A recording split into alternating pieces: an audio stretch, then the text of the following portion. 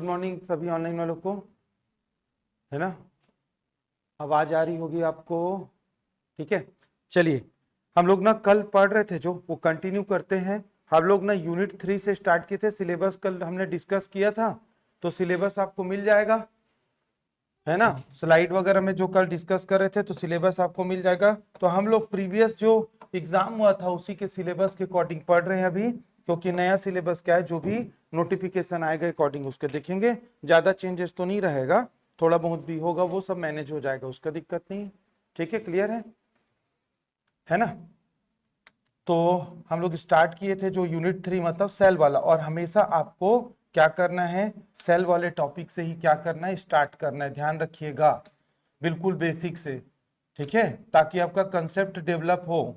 अब स्कूल में कॉलेज में जो पढ़ लिए भूल गए वो अलग है, ठीक है। तो इसको सबसे पहले ना ये यहाँ से स्टार्ट किए थे। तो यूनिट 3 था, तो यूनिट 3 को हमने सबसे पहले स्टार्ट किया था, है ना। तो यूनिट 3 सेल। अब सेल को ना कल हमने देखा था क्या, एक टर्म पढ़ा था जीवन का स्तर, ठीक है, ये पढ़ रहे थे हम लोग। तो जीवन का स्तर मतलब हमारे शरीर का निर्माण कैसे हुआ है, एकदम बेसिक लेवल पे देखेंगे तो इसी को क्या बोला जाता है, लेवल ऑफ ऑर्गेनाइजेशन, ठीक है। तो इसको लेवल ऑफ ऑर्गेनाइजेशन कहते हैं हम लोग, ठीक है। लेवल ऑफ ऑर्गेनाइजेशन का मतलब ये होता है कि हमारे ना शरीर का निर्माण कैसे हुआ था। ये तो इजी है, पता होगा, कल जी लोग आए थे। बताओ, आप बताओ भाई, लेवल ऑफ ऑर्गेनाइजेशन क्या है, मतलब हमारे शरीर का निर्माण कैसे हुआ, ये पढ़ रहे थे ना हम लोग को। जीवन का स्तर एकदम बेस, और यहां से प्रश्न आता भी है, एकदम इजी क्वेश्चन है। तो हमारे शरीर का निर्माण कैसे हुआ है, जैसे वो पढ़े थे ना हम लोग। अरे भाई, कोई भी जो राज्य रहता है, गांव से तहसील से फिर जिला संभाग राज्य बनता है, वैसे हमारा शरीर कैसे बना है।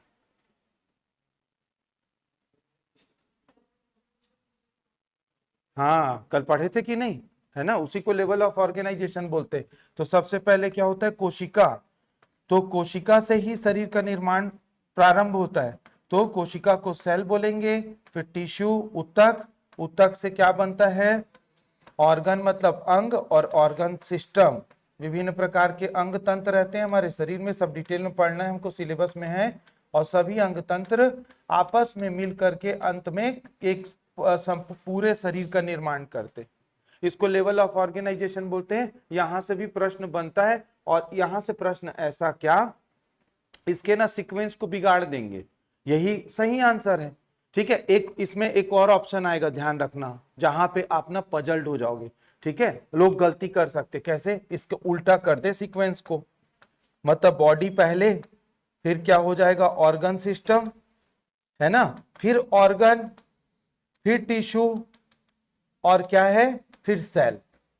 तो कई लोग इस पे भी टिक कर सकते हैं, ये गलत आंसर है, ध्यान रखिएगा। पहले शरीर नहीं आया है, पहले शरीर नहीं आया है, पहले कोशिका ही आई है। तो लोग यहां भी दिमाग लगाएंगे, हाँ बॉडी ऑर्गन सिस्टम से, ऑर्गन सिस्टम ऑर्गन से, फिर टिश्यू से, और टिश्यू सेल से बनती है। अगर आप ऐसा भी उल्टा भी लोगे तो भी वो सीक्वेंस जम रहा है, लेकिन ये सीक्वेंस गलत है। अगर आप इसको रीड करोगे, क्या मतलब, शरीर अंगतंत्र, अंगतंत्र अंगों से, और अंग बने हैं ऊतक, ऊतक कोशिका से बनती है। ऐसे भी देखोगे तो वो सीक्वेंस जम रहा है, लेकिन गलत सीक्वेंस है, इसको ऐसा टिक नहीं करना है। क्योंकि सबसे पहले जिसका एविडेंस या प्रमाण भी है दुनिया में, सबसे पहले ना कोशिका का प्रमाण मिला है, समझ रहे हो, दुनिया में सबसे पहले कोशिका का प्रमाण मिला है। तो विज्ञान प्रमाण को मानता है, प्रमाण मतलब सबूत, क्लियर है। जैसे आप देखोगे क्या कि बीज, बीज से क्या है निकला, पत्ती, पत्ती बढ़ा, उसके बाद तना, फिर फूल और फल, ठीक है। तो पहले बीज हुआ, उल्टा लेंगे तो पौधा था, उसमें फल था, फिर बीज था, फिर बीज से नया पौधा बना। ऐसे भी जोड़ सकते हो आप लिंक को, लेकिन दुनिया में पौधा नहीं आया, पहले बीज ही आया है, समझ रहे हैं, उसका सबूत है हमारे पास। तो विज्ञान सबूत को मानता है। तो ये यही है क्रम इसका, इजी क्वेश्चन है ना, ये आपको पता रहना चाहिए। इसी को पढ़ रहे थे, आगे बढ़ते हैं हम लोग। और कल हम लोग पढ़ रहे थे क्या, हमने क्या किया था, कोशिका को वो किया था वर्गीकरण।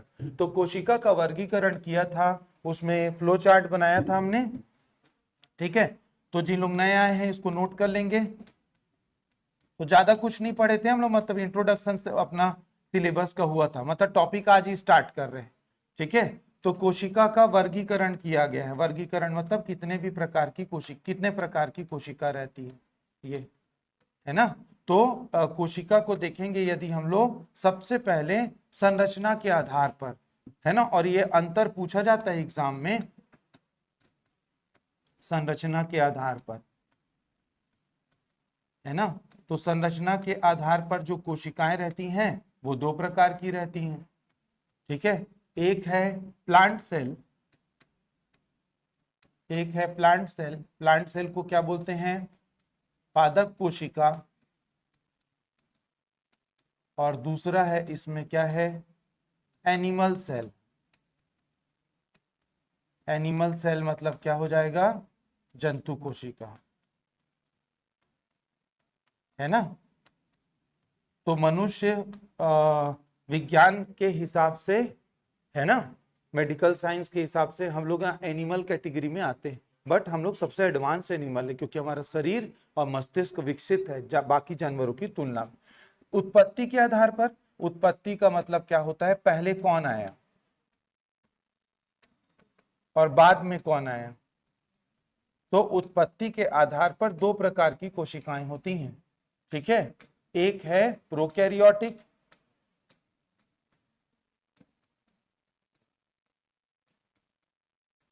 ठीक है, और दूसरा होता है यूकैरियोटिक।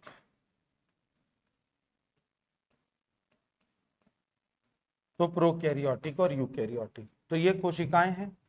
कोशिका का वर्गीकरण है, इसको नोट कर लीजिएगा, है ना। तो अभी हम लोग ना एनिमल सेल को पढ़ेंगे, फिर एक के बाद एक बाकी को समझेंगे। और एग्जाम में क्वेश्चन क्या आता है ध्यान रखेंगे, यहाँ पे ना अंतर पूछा जाता है दोनों में, एनिमल सेल और प्लांट सेल में बेसिक डिफरेंस क्या होता है। ठीक है, तो डायग्राम के थ्रू उसको समझेंगे। तो हमको यहाँ से स्टार्ट करेंगे हम लोग। एनिमल सेल से मतलब मनुष्यों की कोशिका जब माइक्रोस्कोप में देखी जाती है तो कैसे दिखती है, ठीक है, उसको पढ़ेंगे। आ जाइए, ठीक है, ये नोट कर लिए। तो ये फ्लो चार्ट आपको पता रहना चाहिए। तो कोशिकाओं का वर्गीकरण किया गया है, एक तो structure, on the basis of structure, और दूसरा on the basis of origin. Origin मतलब उत्पत्ति, पहले कौन आया बाद में कौन आया, उस आधार पर। क्लियर है ना, नोट हो गया ये। ठीक, तो अभी हम लोग जो पढ़ने वाले हैं वो पढ़ने वाले हैं क्या? जंतु कोशिका, है ना, जंतु कोशिका की संरचना, स्ट्रक्चर ऑफ एनिमल सेल। ठीक है, और यहां से बिल्कुल 101% क्वेश्चन बनेगा। ठीक है, तो सेल और सेल ऑर्गेनली बोलते हैं जिसको कोशिकांग, वहां से ना प्रश्न बनते, क्या क्या प्रश्न और कितने एडवांस लेवल तक का क्वेश्चन बन सकता है वो भी देखेंगे। ठीक है, बेसिक से लेके एकदम एडवांस, एडवांस मतलब टफ, सबसे टफेस्ट क्वेश्चन। आपको सब प्रकार के प्रश्न को सॉल्व करके जाना है, एकदम बेसिक वाला भी, ट्रिकी भी क्वेश्चन भी, और एडवांस लेवल का भी, क्योंकि कंपटीशन टफ करने के लिए एडवांस लेवल का क्वेश्चन पूछा ही जाएगा 100%। और दूसरी बड़ी बात क्या है एडवांस लेवल की बात, क्योंकि आप 11th-12th वालों को पढ़ाओगे तो 11th-12th का भारी भरकम सिलेबस है और टफ सिलेबस है। तो आप कभी नॉलेज को तौलेगा ना सामने वाला नौकरी देने से पहले, तो उसके लिए मेंटली प्रिपेयर रहना है आपको। तो एडवांस लेवल के क्वेश्चन तो आएंगे। ठीक है, क्लियर है। तो जंतु कोशिका की संरचना मैं डायग्राम को बना दे रहा हूं। ठीक है, तो माइक्रोस्कोप से देखने पर हमारे शरीर की जो कोशिका है वो कैसी दिखती है उसका डायग्राम मैं बना रहा हूं। ठीक है, तो माइक्रोस्कोप से देखने पर कोई भी आकार का हो सकता है ना, तो वह कोई भी डिजाइन का बना सकते हो। आकार का मतलब अब हमारी कोशिका, जैसे मैंने आयताकार बनाया है ना, बहुत सारी कोशिका अंडाकार होती है, ओव्यूल शेप, कई सारी कोशिकाएं चपटी होती हैं ऐसे इलोंगेटेड, कई सारी कोशिकाएं क्यूबाइडल, ठीक है, कई है ना, क्यूबाइडल मतलब ऐसा घनाकार, ऐसा मतलब 3 डायमेंशनल, ऐसी भी सेल दिखती है। ठीक है, और क्या हो सकता है वर्गाकार, स्क्वायर सेल, रेक्टेंगुलर, जैसे कि मैंने रेक्टेंगुलर बनाया आयताकार। तो कोशिकाएं अलग अलग प्रकार की होती। कल हमने और एक यूनिक कोशिका देखा था, न्यूरॉन। न्यूरॉन तो सबसे अनोखा कोशिका है, उसका वो पेड़ टाइप का दिखता है, मतलब पेड़ की शाखाएं और तना रहता है उस टाइप का, है ना। तो हर कोशिका हमारे शरीर की अलग अलग दिखती है। आरबीसी को देखेंगे तो वो तो बालूशाही टाइप का दिखता है। और आप लोग सांबर बड़ा या बालूशाही खाए होगे ना, तो सांबर बड़ा टाइप का रहता है ये। तो हर कोशिका अलग अलग रहती है, तो उस पर आपको कंफ्यूज नहीं होना है कि मैंने ऐसा ही क्यों बनाया। तो हमको तो समझना है कोशिका को और उसके कोशिकांगों को। क्लियर? तो कोशिका को देखा कैसे जाता है, क्या कर सकते हैं, बता सकते हो? कोशिका को देखने का क्या जुगाड़ है? कैसे निकालें कोशिका को हमारे शरीर से? क्योंकि कोशिका को देखने के लिए सैंपल लेना पड़ेगा ना, लेना पड़ेगा कि नहीं? बिना सैंपल के कहां दिखाई देगा?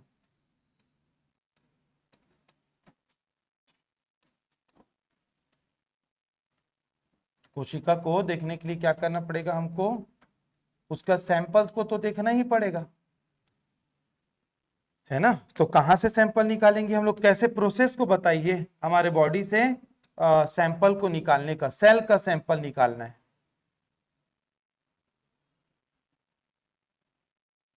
पता है किसी को? वाह, ये तो कॉमर्स आर्ट्स वाले टाइप मौन हो जा रहे हो भाई आप लोग। पहली बार जैसे कोई सुन रहे हो कोई चीज को। आप लोग का तो सब्जेक्ट है ना ये। तो पूरा प्रोसेस प्रैक्टिकल वगैरह कियो कि नहीं कियो जी? हुआ था स्कूल में? हाँ, कॉलेज तो नहीं गए होगे मेरे समझ में आ रहा है। कॉलेज तो क्या हो गया है ना, घर से हो गया होगा लग रहा है।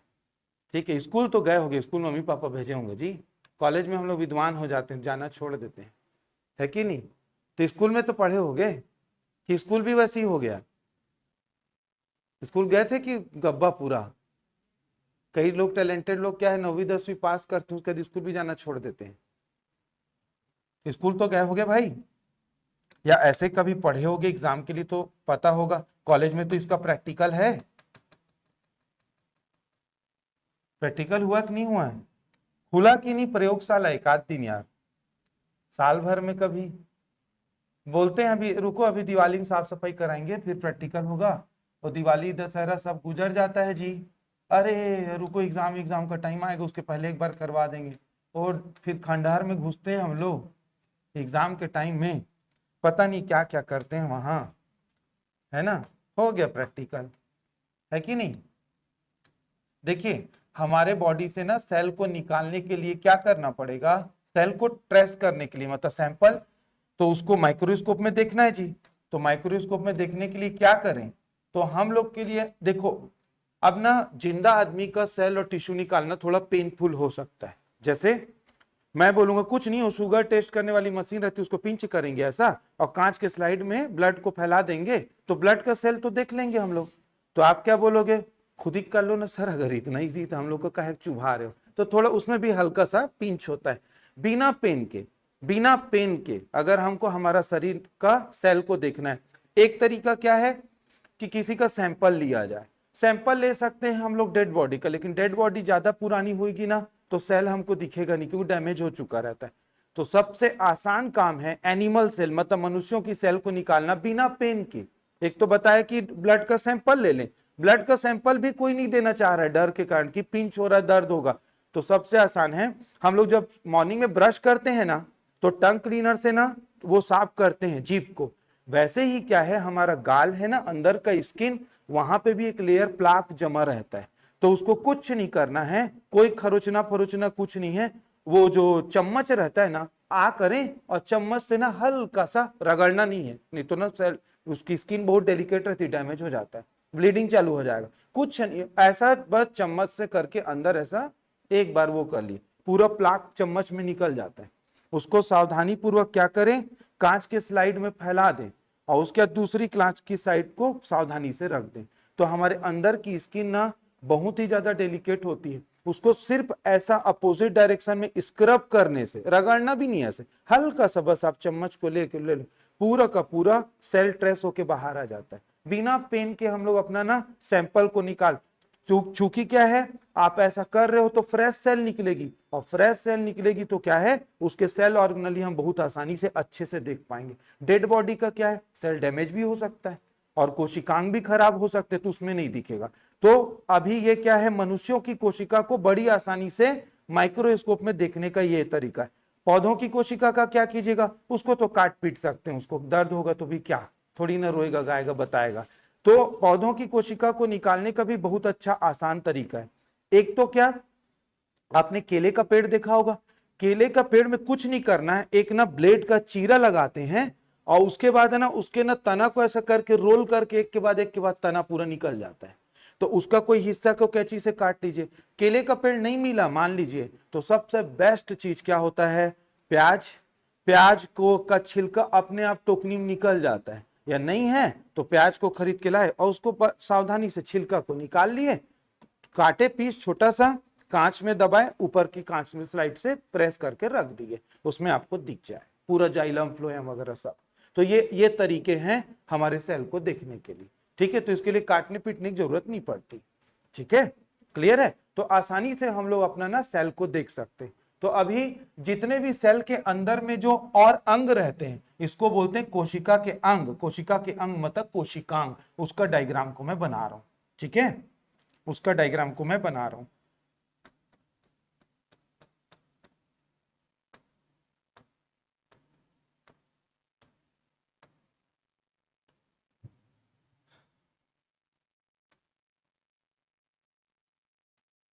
और ये जो कोशिकांग मैं बना रहा हूं, वो केवल एक एक बना रहा हूं आपको समझाने के लिए ना। ये सभी कोशिकांग एक से ज्यादा होते हैं। जैसे माइटोकॉन्ड्रिया, मैंने एक ही माइटोकॉन्ड्रिया बनाया है, लेकिन हमारे कोशिका में एक कोशिका के अंदर बहुत सारे माइटोकॉन्ड्रिया होते हैं। आई बात समझ में। तो उस पूरे को बनाने को मान लो 200 है, तो 200 को थोड़ी ना बनाते बैठे रहेंगे। ठीक है, तो ये इस प्रकार क्या है, कोशिका हमारी दिखाई देती है ना। ठीक है, और कुछ कोशिका को हमको अलग से पढ़ना है, जैसे न्यूरॉन की संरचना, तो उसमें चीजें चेंज हो जाएंगी। तो एक नॉर्मल कोशिका जो मैंने प्रोसेस बताया, उसको इस तरीके से हम लोग क्या कर सकते हैं, ट्रेस कर सकते हैं माइक्रोस्कोप में आसानी से। स्कूल और क्या है, अपने कॉलेज के लैब में इसका प्रयोग किया जा सकता है। ठीक है, कोई भी जो कोशिका रहती है ना, कोई भी कोशिका या जो सेल रहती है, उसके ऊपर में एक आवरण रहता है। जैसे हम लोग क्या करते हैं, मोबाइल खरीदते हैं तो स्क्रीन गार्ड लगाते हैं सुरक्षा के लिए। तो भगवान ने इतना सुंदर कोशिका बनाया है, तो उसको सुरक्षित भी तो रखेंगे ना। तो भगवान ने क्या किया, सबसे पहले तो मेम्ब्रेन बनाया, किसका, सेल का। तो जो सेल के चारों ओर ना सुरक्षात्मक आवरण रहता है, उसको हम लोग क्या बोलते हैं, सेल मेम्ब्रेन बोलते हैं। और आप लोग जितने भी हिंदी मीडियम वाले हैं, इंग्लिश का टर्म जरूर याद करेंगे, क्योंकि व्यापम क्या करता है, इंग्लिश में ही क्वेश्चन पूछता है। भले आप स्कूल में पढ़ाते रहना, है ना, हिंदी में तो वहां चल जाएगा, क्योंकि रिमोट एरिया में जब पढ़ाने जाओगे तो यूजुअली क्या है, हिंदी मीडियम का ही तो स्कूल है जहां पढ़ाना है। बट कभी भी पढ़ाइएगा तो क्या करना कि आप इंग्लिश का टर्म जरूर बताना, क्योंकि एग्जाम में इंग्लिश में आता है। ठीक है, तो आप बाइलिंगुअल इसको पढ़ो। ठीक है, तो ये कोशिका झिल्ली हो गई। इसके बाद ये है, जिसका जिसका अनुवाद उपलब्ध है उसको बता रहा हूं, कुछ को इंग्लिश में ही याद करना पड़ेगा आपको, क्योंकि उसका अनुवाद हिंदी में उपलब्ध नहीं है। जैसे गोल्जी बॉडीज, तो गोल्जी बॉडी को गोल्जी बॉडी ही बोलते हैं। ठीक है।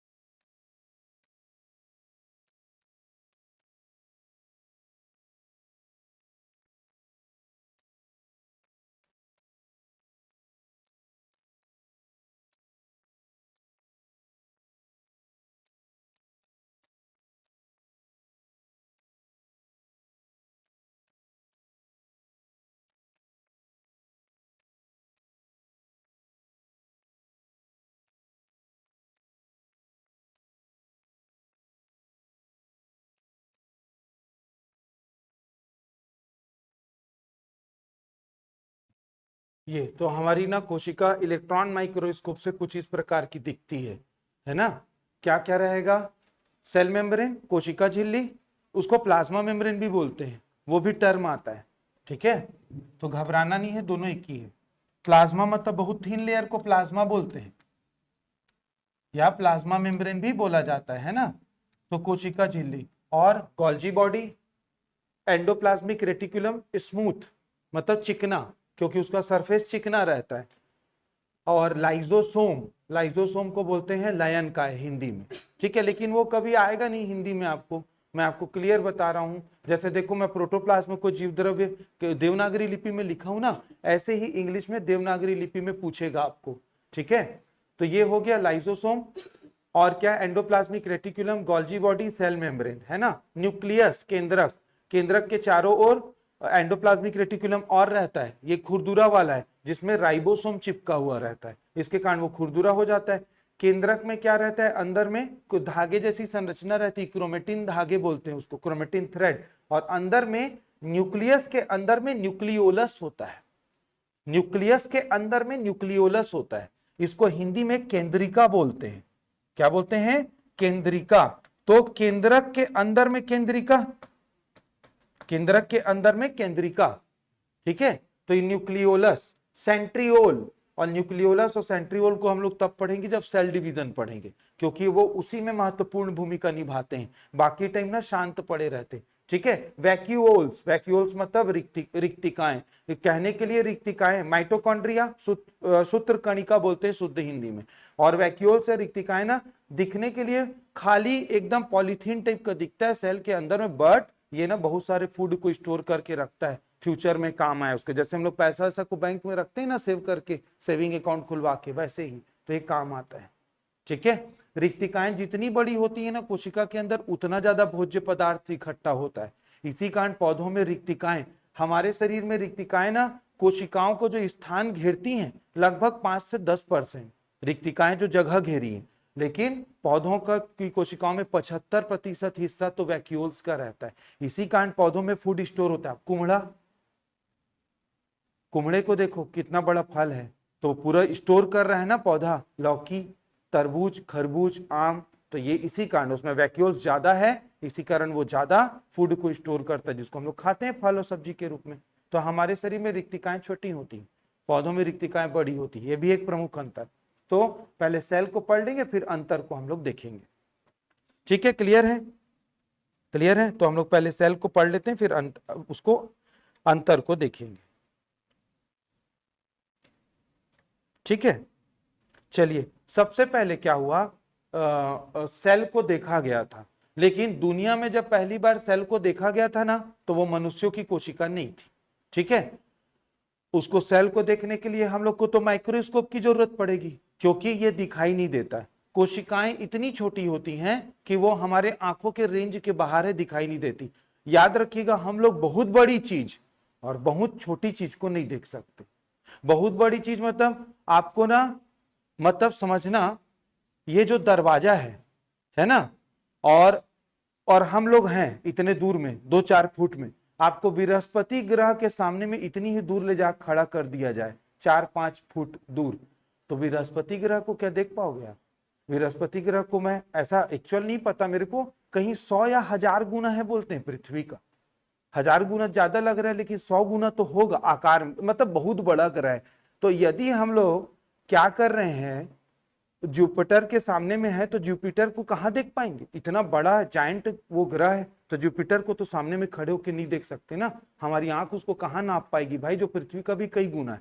और बहुत छोटी चीज जैसे कोशिका, वो दिखाई नहीं देती, उसके लिए माइक्रोस्कोप की जरूरत पड़ती। तो सीधी सी बात है, जब कोशिका को ढूंढा गया होगा, तो उसके पहले पक्का माइक्रोस्कोप का आविष्कार हो चुका होगा, तभी तो हमने कोशिका को ढूंढा ना। जो चीज दिखती नहीं है वो कैसे, समझ रहे हो, जो चीज दिखती नहीं है उसको कैसे खोज डालेंगे हम लोग, और कैसे इतने अंदर की चीज को जान पाएंगे? तो इसका मतलब है क्या कि ना, सबसे पहले क्या किया गया था, माइक्रोस्कोप को क्या किया गया, बनाया गया, उसका आविष्कार हुआ है। तो सबसे पहले क्या हुआ, कोशिका को जानने से पहले सूक्ष्मदर्शी का आविष्कार, है ना। सूक्ष्मदर्शी को क्या बोलते हैं? माइक्रोस्कोप। तो सूक्ष्मदर्शी का आविष्कार किसने किया था?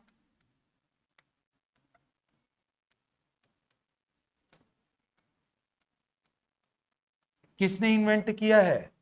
बहुत ही फेमस साइंटिस्ट है वो, और एकदम बेसिक क्वेश्चन है, ऑनलाइन वाले बताएंगे। माइक्रोस्कोप का आविष्कार किसने किया था? Who invented microscope? सूक्ष्मदर्शी का आविष्कार किस वैज्ञानिक के द्वारा किया गया था? और वो बहुत महान वैज्ञानिक है, क्योंकि उनके नाम के सामने में फादर भी जुड़ता है। हाँ, अरस्तु के समय में कहा जी, अरस्तु तो फिलोसफर था, अरस्तु तो फिलोसफर था, और अरस्तु ने क्या किया था? पेड़ और पौधे दो भाग में डिवाइड कर दिया था, पूरे उसको, साइंस को, सजीव और निर्जीव। हाँ हाँ, एंटोन वॉन ल्यूवेनहॉक। तो सूक्ष्मदर्शी का आविष्कार किया गया था एंटोन वॉन ल्यूवेनहॉक।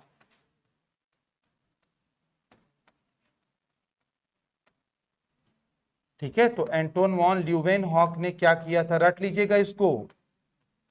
ठीक है, तो एंटोन वॉन ल्यूवेनहॉक ने क्या किया, आविष्कार किया था। और याद रखिएगा, आज तो हमारा टॉपिक स्टार्ट हो गया है। आज जितना भी पढ़े ईमानदारी से कल पढ़ के आइएगा, मैं रोज पूछूंगा, रोज के रोज पढ़ते जाओ। अगर आपने कंसिस्टेंसी ब्रेक किया तो एग्जाम नहीं निकाल पाओगे। रोज का रोज पढ़ना है, कोई टाइम टेबल बनाने की जरूरत नहीं। जो पढ़ा रहे हैं उसी पढ़ो जाके घर में, उसी को 2 बार 3 बार, फिर वीकेंड में 5 दिन में जितना पढ़ाएं वीकेंड में पूरा उसको बैठ के रिवाइज करो। समझ रहे हो? अगला वीकेंड आएगा तो 15 दिन में जितना पढ़े उसको रिवाइज करो। 2-2, 3-3, 5-5 जितना रिवीजन होता जाएगा, कल बड़े विस्तार से बताऊं, जितना आप रिवीजन करोगे उतना कॉन्फिडेंस बढ़ता जाएगा, जितना रिवीजन करोगे उतना आप सिलेक्शन के पास जाओगे। That's it. समझ रहे हो? क्लियर? यही मेहनत है। तो उसमें शर्माना नहीं है, बोर नहीं होना है, झिझकना नहीं है। क्या सर वो सेल को पढ़ते पढ़ते तो लाइफ हेल हो गया है, 10 बार पढ़ डालें 1 महीने में? नौकरी पाने के लिए करना पड़ेगा भाई, उसके बाद तो फिर दिन दशहरा रात दिवाली। मत पढ़ना, मत पढ़ना, खारू नदी विसर्जित कर देना भाई जाके पुस्तक कॉपी को। और उसके बाद पढ़ाना है कि नहीं पढ़ाना है उसको भी देख लेना भाई, है कि नहीं? वो भी आपकी मर्जी है। पढ़ाओगे कि नहीं जी स्कूल में? हाँ, पढ़ाओगे ना? हाँ, ठीक है। उसके बाद तो फिर हड़ताल में ही तो बीतता है फिर समय, कुछ ना कुछ को मांग को लेके फिर हड़ताल करो, उसमें 6 महीना, दिवाली दशहरा गर्मी छुट्टी, फिर उसके बाद फिर, समझ रहे हो ना? तो ये है। खैर एनीवे, तो मैं ये बोल रहा हूँ अभी रोज का रोज पढ़ते जाओ तो आपका तैयारी होता जाएगा। ठीक है, और टारगेट बना लीजिएगा कि इतने दिन में भाई खत्म करेंगे, फिर रिवीजन के लिए काफी टाइम चाहिए। ठीक है ना? तो सूक्ष्मदर्शी का जब आविष्कार एंटोन वॉन ल्यूवेनहॉक ने किया ना, तो सबसे पहले उसको किसके दर्शन हुए पता है? एंटोन वॉन ल्यूवेनहॉक ने सूक्ष्मदर्शी का आविष्कार किया तो कुछ चीज को देखा होगा ना। तो इनके द्वारा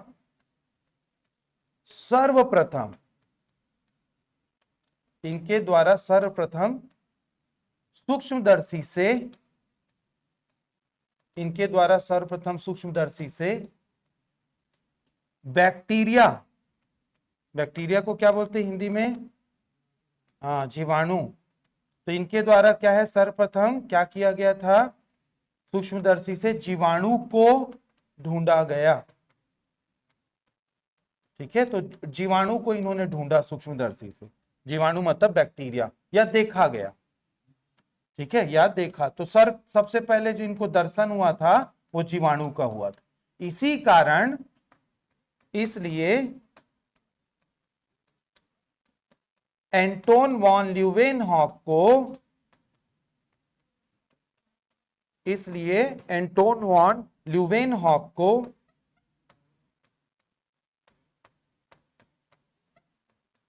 ठीक है, एंटोन वॉन ल्यूवेनहॉक को जीवाणु विज्ञान का पितामह, ये सब प्रश्न बनता है। जीवाणु विज्ञान का पितामह, जीवाणु विज्ञान का पितामह मतलब फादर ऑफ बैक्टीरियोलॉजी।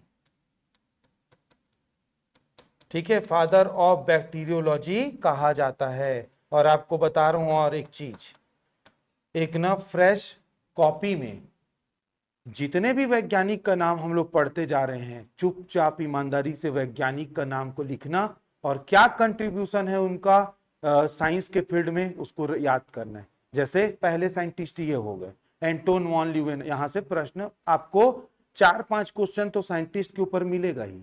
देखो साइंटिस्ट लोग अपना जीवन झोंक दिए भाई किसी के लिए, किसी भी खोज के लिए, सिद्धांत के लिए, तो एग्जाम में नहीं आएगा क्या? जैसे मैं आपको एग्जांपल बताता हूँ, ये तो बड़ा इजी क्वेश्चन है।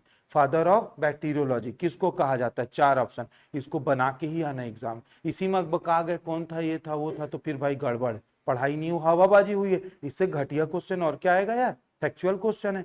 और बहुत सारे साइंटिस्ट पढ़ेंगे, जैसे देखना परकिंजे पढ़ेंगे हम लोग, तो परकिंजे ने हमारा हार्ट पंप कैसे करता है उसकी फिजियोलॉजी को पूरा डिटेल में बताया, वो इंपॉर्टेंट है। लैंगरहैंस ने तो ना पैंक्रियास की सेल को ढूंढा जिसके कारण डायबिटीज होता है, बीटा अल्फा और डेल्टा, तो वो नहीं पूछेगा कि एग्जाम में।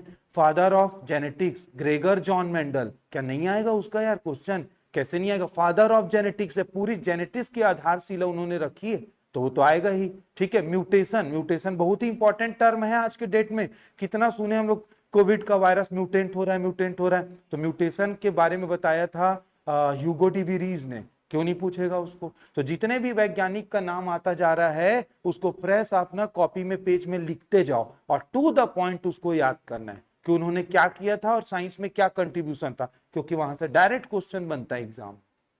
क्लियर है? वहां से डायरेक्ट क्वेश्चन बनेंगे। क्लियर? तो ये पहले वैज्ञानिक जो अभी हम पढ़ रहे हैं, अभी तो ढेर सारा पढ़ेंगे। तो एंटोन वॉन ल्यूवेनहॉक को फादर ऑफ बैक्टीरियोलॉजी कहा जाता है, क्योंकि जब उन्होंने सूक्ष्मदर्शी बनाया तो सबसे पहले सेल को देखा था। कौन सा सेल? हमारा नहीं, बैक्टीरिया का। क्लियर है? अब आते हैं हम लोग क्या, जंतु कोशिका। और सॉरी, इसके बाद ना कोशिका को किसने ढूंढा? कोशिका की खोज,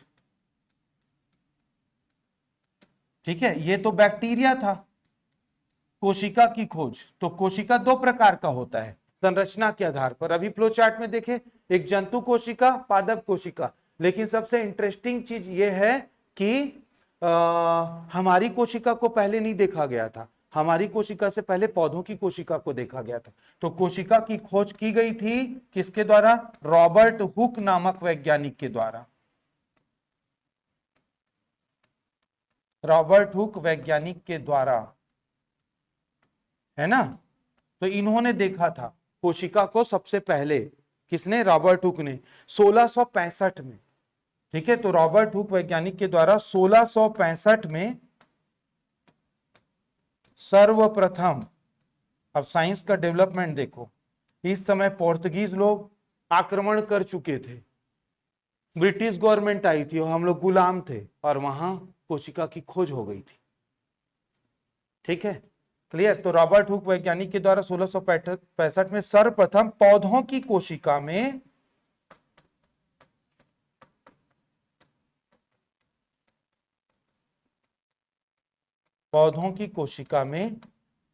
ठीक है, तो रॉबर्ट हुक वैज्ञानिक के द्वारा, है ना, 1665 में सर्वप्रथम पौधों की कोशिका में, सॉरी, पौधों में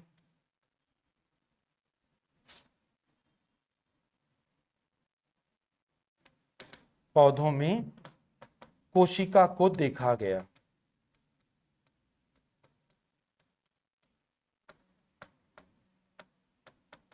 ठीक है, और वो जो सेल को देखा गया था वो कॉर्क कैम्बियम था। कॉर्क कैम्बियम जानते हो आप लोग? बताइए आप, क्या होता है कॉर्क कैम्बियम?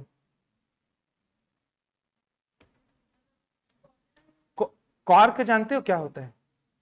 अरे आप लोग हॉलीवुड वगैरह का मूवी को देखे होगे, वाइन का बॉटल रहता है, उसमें ना ऊपर में वो लगा रहता है कॉर्क, और उसको ऐसा वो सेंसी टाइप का रहता है आइटम, उससे ना खींच कैसे निकालते हैं, देखियो। तो कॉर्क ना लकड़ी रहता है, इसको ना आयुर्वेदिक दवाई का ढक्कन, और ना जो शराब रहता है उसकी बोतल का ढक्कन, क्योंकि ना लकड़ी ना क्रिया नहीं करता रासायनिक क्रिया, तो मेटल का नहीं लगाते। बहुत सारी आयुर्वेदिक दवाइयों में ढक्कन के अंदर में स्पंज टाइप का रहता है, लकड़ी लकड़ी टाइप का, आप देखना, तो वो क्या है? Cork cambium. कॉर्क कैम्बियम क्या होता है देखिएगा ध्यान से, कोई भी पौधे का जो तना या जड़ रहेगा ना, उसको यदि हम लोग उसका सेक्शन काट के देखेंगे, ट्रांसफर सेक्शन, तो उसमें हम लोग को ना कुछ कोशिकाएं दिखाई देती हैं ऐसे। इसको और डिटेल में पढ़ेंगे जब प्लांट फिजियोलॉजी पढ़ेंगे तो, ठीक है, जब आएगा चैप्टर तो इस प्रकार की जो कोशिकाएं रहती ना, जैसे ये ट्रायंगुलर कोशिकाएं, तो इन ट्रायंगुलर कोशिकाओं को हम लोग बोलते हैं जाइलम। क्या बोलते हैं? जाइलम। ठीक है, और ये जो स्ट्राइप वाली सेल है ना, इसको क्या बोलते हैं? फ्लोएम।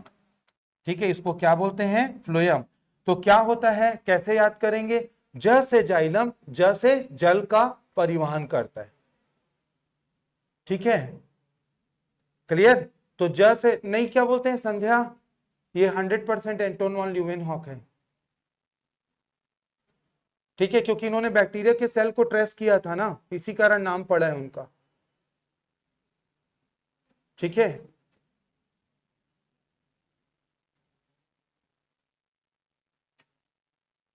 ठीक है, तो जाइलम जो है ना,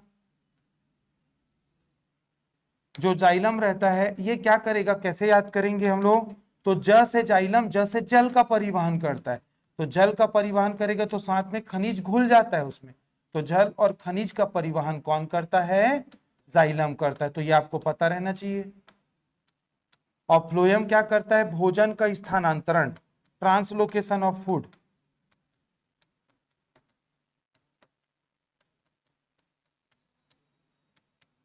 ठीक है, तो भोजन का स्थानांतरण क्या करता है, फ्लोएम करता है, ठीक है। भोजन का स्थानांतरण मतलब पत्तियों में भोजन बनता है कार्बोहाइड्रेट के रूप में और वो फल के रूप में संग्रहित होता है, तो फल अलग अलग जगह पर लगते हैं प्लांट में, तो वहां पे वो ट्रांसफर करने का काम फ्लोएम करता है। अब देखिएगा ध्यान से, क्या होता है, जो तना रहता है ना, तने में क्या होता है देखिएगा, गर्थ में डेवलपमेंट होता है, गर्थ मतलब तने की मोटाई समय के साथ बढ़ती जाती है, तो जब तने की मोटाई समय के साथ बढ़ते जाएगी ना, तो तना ना रिंग बनाना चालू कर देता है, ऐसा। ये आपने ना देखा होगा टिम्बर मार्केट में लकड़ी कटा रहता है या सड़क किनारे बड़े बड़े पौधे को काटते हैं, तो क्या होता है, ये ना जाइलम और फ्लोएम की रिंग है, यही जो बनाया हूं मैं, ये रिंग में रहता है सारे जी ऐसा, तो यही जाइलम और फ्लोएम ना रिंग बना बना के ना फैलता जाता है। तो क्या होता है, जब ये ना यहां से यहां तक डेवलपमेंट करता है, इसको जब शुरुआत में जाइलम फ्लोएम था और यहां भी जाइलम फ्लोएम रहेगा, तो जब यहां पे जाइलम फ्लोएम बनता है ना आउटर रिंग, इसको सेकेंडरी ग्रोथ बोलते हैं। सेकेंडरी ग्रोथ मतलब द्वितीयक वृद्धि, क्योंकि पहली बार बना जाइलम फ्लोएम जब पौधा छोटा था, फिर धीरे धीरे बाद में बना। तो क्या होता है, ये जो पुराना जाइलम फ्लोएम है और नया जाइलम फ्लोएम है, तो प्राइमरी और सेकेंडरी इसके बीच में ना कुछ ना डेड सेल रहती है, क्योंकि पुरानी कोशिकाएं मर जाती हैं, पुरानी कोशिकाएं मर जाती हैं और नई कोशिकाएं बनती है। तो लकड़ी के मतलब तने के अंदर में ना ये वाला एरिया रहता है ना, यहाँ पे क्या होता है, पिथ, मेड्यूलरी रेस और कैम्बियम रहता है, ये वाला एरिया में डेड सेल रहता है। पुरानी कोशिकाएं धीरे धीरे मरते जाती हैं और नई कोशिकाएं बनते जाती हैं, तो पुरानी कोशिकाएं जो रहती है ना तने के अंदर, उसको कॉर्क कैम्बियम बोलते हैं, वो डेड हो चुकी रहती है। फिर नया रिंग बनेगा, फिर नया रिंग बनेगा, और ऐसा रिंग बनता जाता है, बनता जाता है गोल गोल, और बड़ा ही प्यारा ये ऑरेंज कलर का, रेड कलर का और येलो कलर का दिखता है प्लांट में, अगर आपने नोटिस किया होगा तो, ठीक है। और इसी को हम लोग क्या करते हैं, काउंट करते हैं, क्योंकि वृक्षों की आयु को पता लगाते हैं, पीपल इतना साल, बरगद इतने 100 साल, आम इतना, तो कैसे कोई पता लगाए, क्या बैठा रहता है चेयर लेके वहां, कितना बड़ा हो गया, हाँ जा, पहला हैप्पी बर्थडे, दूसरा हैप्पी बर्थडे, फिर मैं मर जाऊंगा बेटा, 2-4 साल और है रे, फिर तू यहाँ बैठ, ऐसा तो प्रैक्टिकल पॉसिबल नहीं है कि वीडियो कैमरा लगा कोई देख रहा है। तो क्या किया जाता है, तने को जब काटते हैं ना, तो इसकी रिंग को गिनते हैं, इसकी रिंग को गिनते हैं, इसी को एनुअल रिंग बोलते हैं। क्या बोलते हैं, एनुअल रिंग बोलते, वार्षिक वलय। यहां से क्वेश्चन आता है, यहां से क्वेश्चन आता है, ध्यान रखिएगा। तो एनुअल रिंग को गिनकर लिख लीजिएगा इसको, एनुअल रिंग को गिनकर वृक्षों की आयु ज्ञात की जाती है।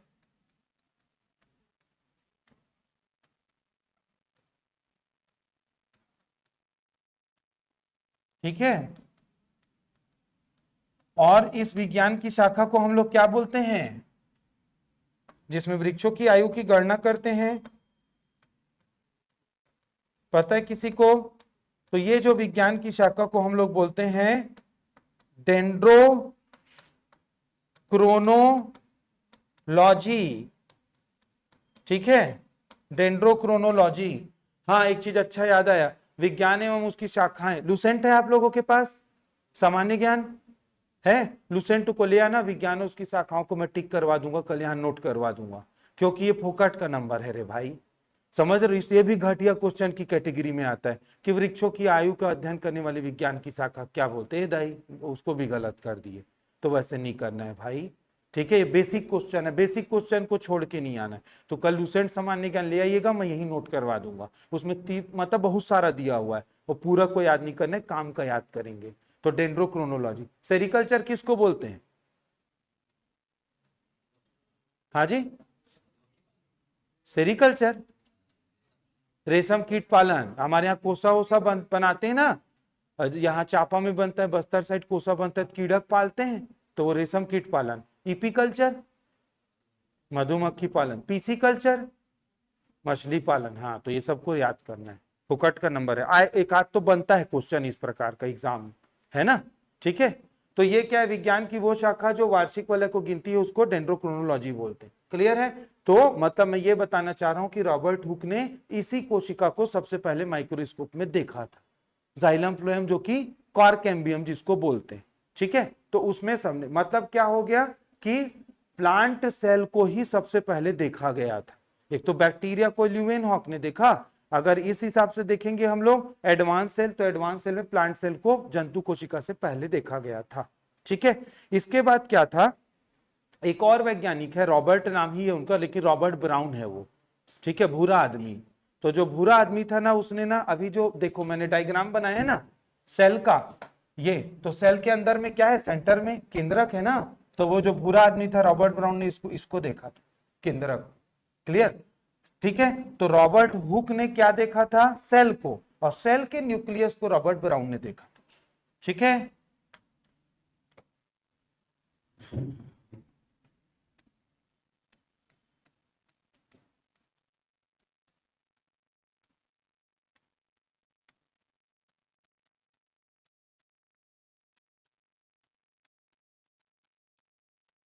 केंद्रक मतलब न्यूक्लियस। हाँ, एक क्वेश्चन पूछ रहा हूँ, फिर बताना, तो देखते हैं कितना पता है।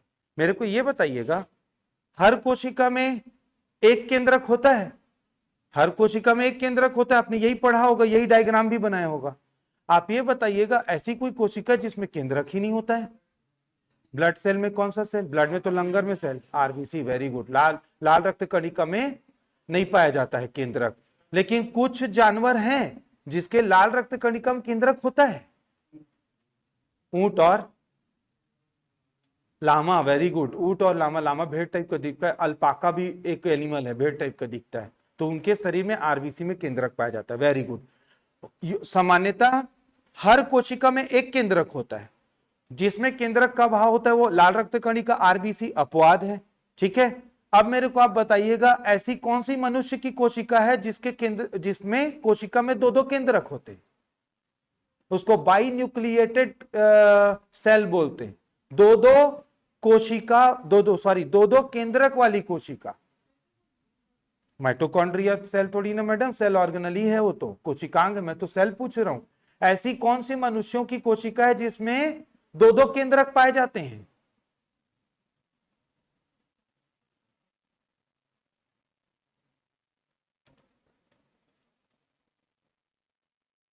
पता है किसी को?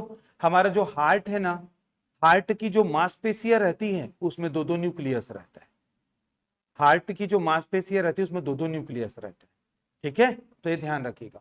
तो कोशिका के केंद्रक को मतलब न्यूक्लियस को 1831 में, है ना, रॉबर्ट ब्राउन के द्वारा, रॉबर्ट ब्राउन के द्वारा देखा गया। ठीक है, क्लियर है? तो केंद्रक को देखा गया किसके द्वारा, रॉबर्ट ब्राउन 1831 में। इन्होंने भी जो केंद्रक को देखा था ना, वो किस में देखा था, पौधों की कोशिका में ही देखा था। कहां देखा था, तो पौधों की कोशिका में।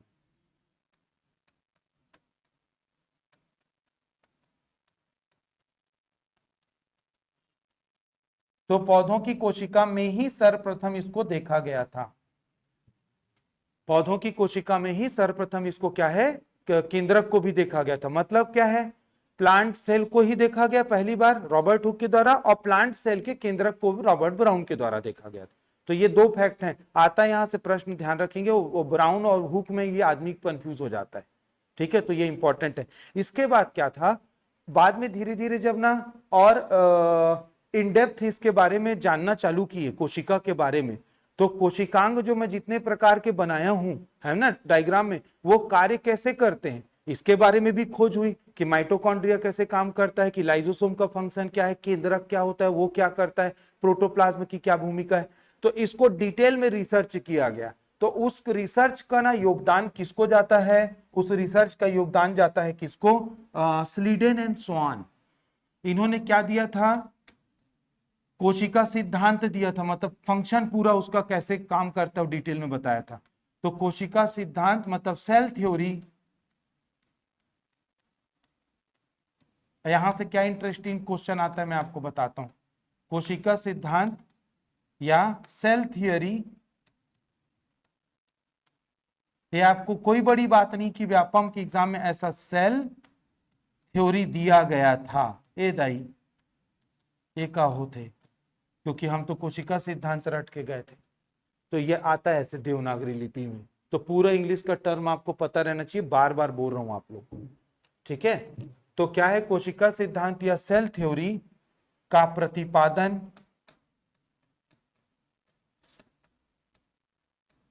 दो वैज्ञानिकों, एक का नाम है स्लीडेन और एक का नाम है कुकुर। कुकुर नहीं था, मतलब स्वान को संस्कृत में स्वान मतलब कुत्ता होता है, जानते हो कि नहीं। लेकिन ये वैसा मत बोलना भाई, बड़ा वैज्ञानिक है, याद करने के लिए आपको बता रहा हूं, ठीक है। तो कोशिका सिद्धांत क्या है, सेल थ्योरी का प्रतिपादन दो वैज्ञानिकों के द्वारा दिया था, स्लीडेन और स्वान। ये तो ना रटा हुआ रहता है लोगों को। अब इंटरेस्टिंग क्वेश्चन क्या आता है पता है इसमें से, ये ध्यान रखिएगा, जिन लोग जंतु विज्ञान का अध्ययन करते हैं उनको क्या बोलते हैं, जूओलॉजिस्ट। जिन लोग पेड़ पौधों के बारे में पढ़ाई करते हैं, रिसर्च करते हैं, उनको बॉटनिस्ट। ठीक है, आपको पता ही होगा जूओलॉजी और बॉटनी दो ब्रांच है जो बायोलॉजी में आता है, दोनों पढ़े हैं हम लोग स्कूल कॉलेज में। आप ये बताइएगा इसमें कौन सा जूओलॉजिस्ट था और कौन सा बॉटनिस्ट था, क्योंकि ये प्रश्न बनता है यहाँ नीट के एग्जाम में कई बार आया है। इसमें से कौन जूओलॉजिस्ट था और कौन बॉटनिस्ट था। स्लाइडेन क्या थे, स्लीडेन क्या थे, जूओलॉजिस्ट, बॉटनिस्ट, और ये जूओलॉजिस्ट थे। और किसी को पता है, पता है किसी को, और क्या नाम है आपका, अंजू, ठीक, वेरी गुड, एक्सीलेंट। ये स्लीडेन क्या थे, बॉटनिस्ट थे। बॉटनिस्ट मतलब वनस्पति शास्त्री। यहां से प्रश्न आता है, बता रहा हूं आपको, याद रहना चाहिए। वो स्वान कुत्ते को बोलते हैं ना, मैं वो क्यों बोला हूं अभी आपको, अब नहीं भूलोगे आप। तो ये क्या है, बॉटनिस्ट है। अच्छा मेरे को ये बताना कि कुत्ता जंतु है कि पौधा है, ये तो पता ही है, जंतु है ना, ठीक है। तो स्वान जूओलॉजिस्ट, जंतु, ठीक है। तो याद है, इसी कारण बोला भाई।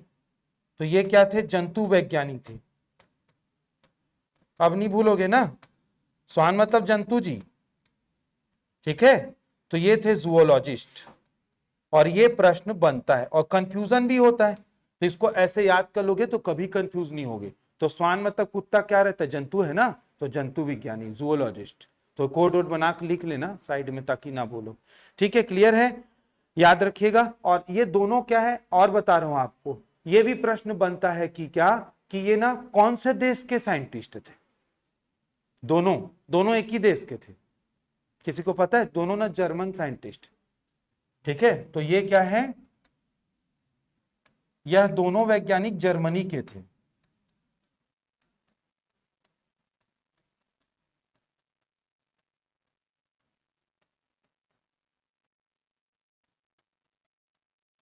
ठीक है, तो जर्मन साइंटिस्ट थे ये, ध्यान रखिएगा।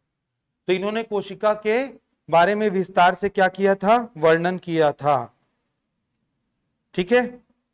इसके बाद एक वैज्ञानिक का नाम आता है जो अभी नाम लिया था मैं, परकिंजे, ठीक है। तो परकिंजे थे ना, J.E. परकिंजे, उन्होंने प्रोटोप्लाज्म जो हमारे शरीर के कोशिका के अंदर तरल द्रव रहता है उसके बारे में, उसको ढूंढा था,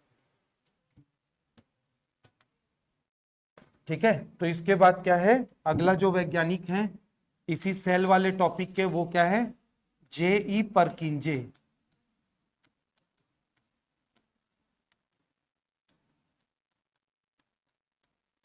ठीक है, तो इन्होंने क्या है, कोशिका के भीतर,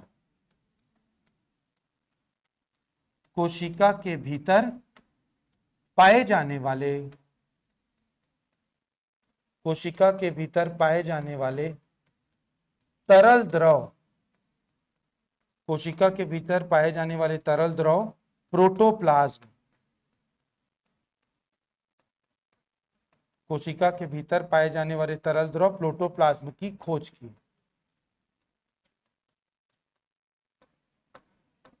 क्लियर है? ठीक है, तो ये प्रोटोप्लाज्म हम लोग अभी पढ़ेंगे ना आगे। अभी देखिए बहुत सारा कंफ्यूजिंग टर्म आएगा। तो प्रोटोप्लाज्म को हिंदी में क्या बोलते हैं? जीव द्रव्य। और इन्होंने ही तो ये बताया था परकिंजे ने कि जीव द्रव्य ही जीवन का आधार है। देखो क्या हुआ पता है, लड़ाई हुआ रॉबर्ट हुक की थ्योरी का और परकिंजे की थ्योरी का, मतलब जस्टिफाई करने के लिए। तो रॉबर्ट हुक ने जब ना उसको खोजा ना कोशिका को, तो उन्होंने क्या बताया पता है कि कोशिका ही सब कुछ है और कोशिका से ही क्या होता है, शरीर बनता है, और कोशिका नहीं रहेगी तो क्या होगा, शरीर का निर्माण नहीं होगा। ये किसने बताया था? रॉबर्ट हुक ने। उन्होंने क्या बोला कि कोशिका ही सभी कुछ है, सर्वे सर्वा शरीर का वही है। बाद में जब परकिंजे ने ना जीव द्रव्य की खोज की तो उन्होंने बताया कि कोशिका कुछ नहीं है, कोशिका का अस्तित्व कुछ भी नहीं है जब तक जीव द्रव्य नहीं है उसमें। इसी के बाद वो ना स्लोगन आया, जल ही जीवन है, क्योंकि जीव द्रव्य में 70% तक, 70% तो होता ही है, डन है, 70% तो क्या होता है, पानी या जल होता है। तो इसमें दोनों में ना थियोरी में ना विवाद छिड़ा, मतलब विवाद छिड़ गया। क्या कि ना कोशिका को जीवन का आधार माना जाए कि जीव द्रव्य को जीवन का आधार माना जाए। तो बात यह थी कि आपके पास बाइक है तो बाइक ही सब कुछ है, मतलब परिवहन का साधन। मान लीजिए पहली बार किसी ने क्या किया, बाइक बना दी कोई, तो आप क्या बोलोगे, परिवहन का यही सबसे बेस्ट साधन है और कोई साधन हो ही नहीं सकता जब पहली बार बाइक बना होगा। तो बाइक बन तो गई, चलेगी कैसे? फिर एक वैज्ञानिक ने क्या किया, अब उसको चलाओगे, बाइक तो बन गई है, टायर वायर सब फिट हो गया, फिर चलाओगे कैसे? तो दूसरे वैज्ञानिक ने क्या बोला कि यार बिना पेट्रोल के तो चलेगा नहीं, मैंने पेट्रोल का आविष्कार किया है। तो पेट्रोल को डाला तो वो चलने लग गई गाड़ी। अब दोनों में लड़ाई हो गया। एक क्या बोलता है, अबे मैं गाड़ी को बना ही नहीं रहता तो यहां से वहां तुम नहीं जा पाते। तो दूसरा क्या बोलता है, तेरे गाड़ी से कुछ नहीं होता भाई, वो BMW का है, सोना चांदी किसी का भी इंजन, उससे कोई मतलब नहीं, मैं पेट्रोल नहीं बनाता कहां से आगे बढ़ती। तो ये दो थ्योरी में जीतेगा कौन? दोनों का तर्क सही है अपने अपने जगह। तो ये ना दोनों तर्क में से जीता कौन? परकिंजे। क्योंकि ना सेल का अस्तित्व बिना पानी के कुछ नहीं होता। सेल कैसा रहता है पता है? अंगूर के जैसा है, और अगर आप उससे ना पिंच कर दो अंगूर को, है ना, अल्पीन वगैरह से, तो आप देखोगे पूरा जूस बाहर आ जाएगा, किशमिश बन जाएगा। तो खराब हो गया ना, वो खराब हो गया ना। तो ये दोनों थ्योरी में जीता कौन? तो जीता कौन दोनों थ्योरी में? परकिंजे की थ्योरी को ज्यादा माना जाता है कि कोशिका का अस्तित्व तो बिना पानी के तो है ही नहीं। ठीक है, तो जीव द्रव्य को क्या बोला जाता है? जीवन का भौतिक आधार माना जाता है। ठीक है, तो जीव द्रव्य क्या होता है? जीवन का भौतिक आधार है।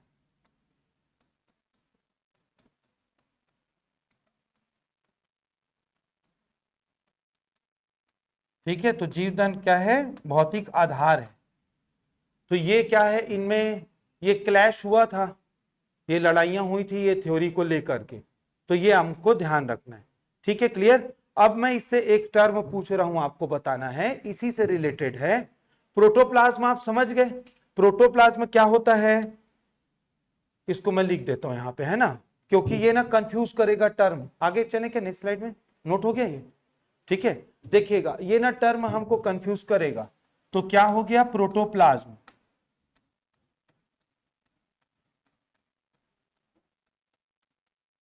तो प्रोटोप्लाज्म को हिंदी में क्या बोलते हैं? जीव द्रव्य। अब जीव द्रव्य होता क्या है भाई? जीव द्रव्य होता क्या है? कोशिका झिल्ली के भीतर स्थित,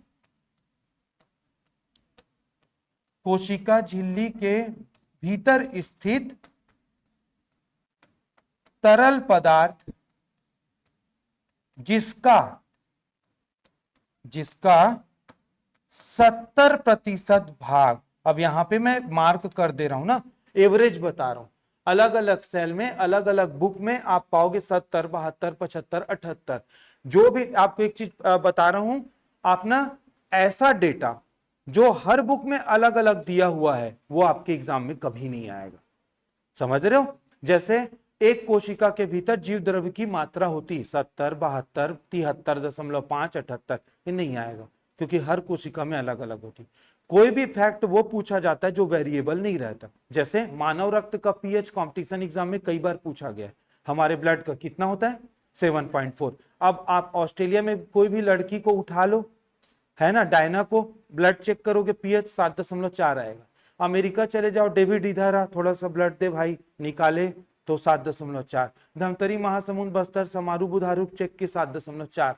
किसी का दुनिया में ब्लड का पीएच 7.4 ही होता है, तो वो एग्जाम में पूछा जाता है।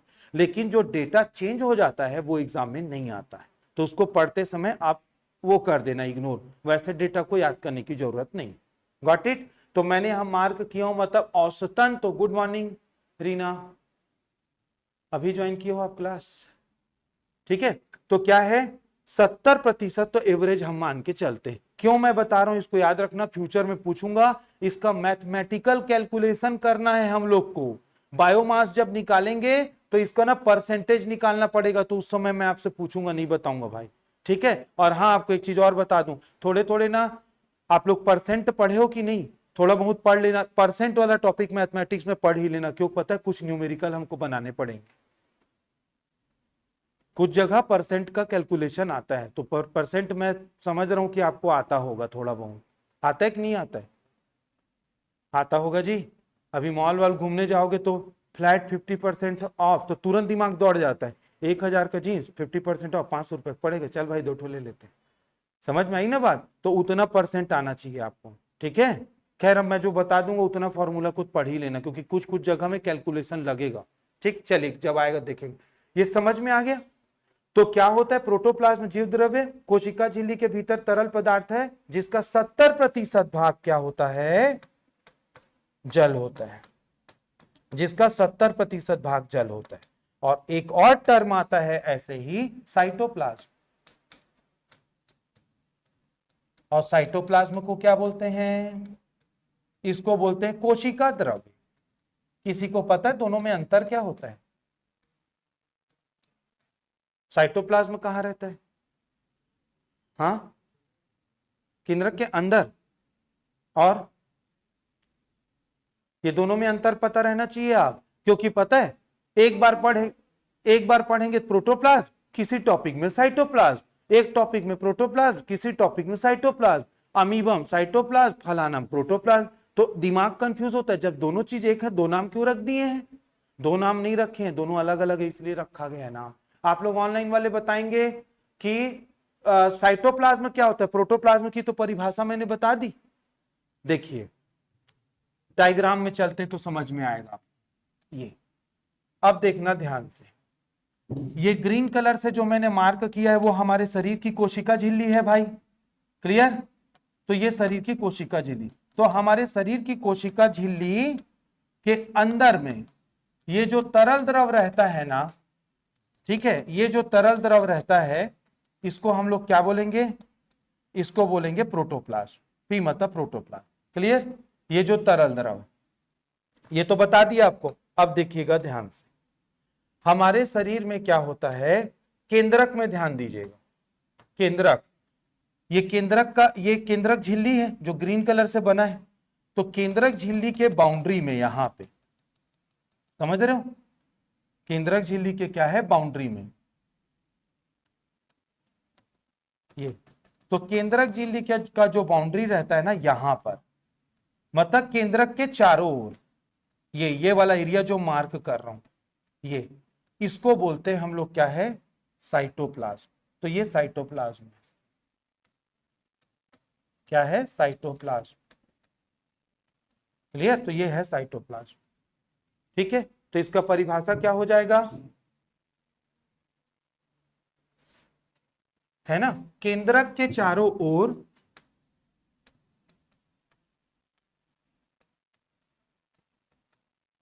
केंद्रक के चारों ओर पाया जाने वाला, केंद्रक के चारों ओर पाया जाने वाला द्रव, ये बोलते हैं साइटोप्लाज्म। ये क्या बोलते हैं? साइटोप्लाज्म।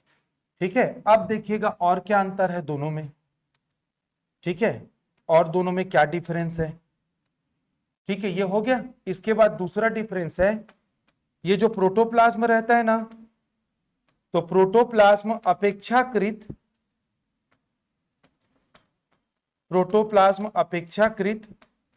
कम गाढ़ा या तरल होता है। ठीक है, तो प्रोटोप्लाज्म अपेक्षाकृत कम गाढ़ा या तरल होता है। और जो ये होता है कोशिका द्रव्य, ये क्या होता है? अपेक्षाकृत अधिक गाढ़ा होता है। ठीक है, तो अपेक्षाकृत अधिक गाढ़ा होता है। क्लियर? जैसे कि कंपेयर करेंगे तो दूध और शहद या पानी और शहद, तो ये बिल्कुल पानी के जैसा रहता है। इसको श्यानता बोलते हैं हम लोग विज्ञान की भाषा में, गाढ़ापन को। तो इसकी श्यानता कम होती है प्रोटोप्लाज्म की। जैसे पानी तो है इसमें 70%, इसकी श्यानता ज्यादा होती, मतलब शहद जैसा होता है, तो तेजी से नहीं बहता। और तीसरा जो सबसे प्रमुख अंतर है दोनों में, प्रोटोप्लाज्म और साइटोप्लाज्म में क्या अंतर है इसमें? तीसरा जो है, क्या होता है, प्रोटोप्लाज्म में ना जेनेटिक मटेरियल नहीं पाया जाता है, आनुवांशिक पदार्थ, क्योंकि हमारा आनुवांशिक पदार्थ केंद्रक के अंदर में रहता है। और हमारे आनुवांशिक पदार्थ दो प्रकार के, डीएनए और आरएनए। तो डीएनए मिलेगा केंद्रक के अंदर में, और आरएनए क्या है? कुछ आरएनए पाए जाते हैं केंद्रक की बाउंड्री में। कहां पे? साइटोप्लाज्म में।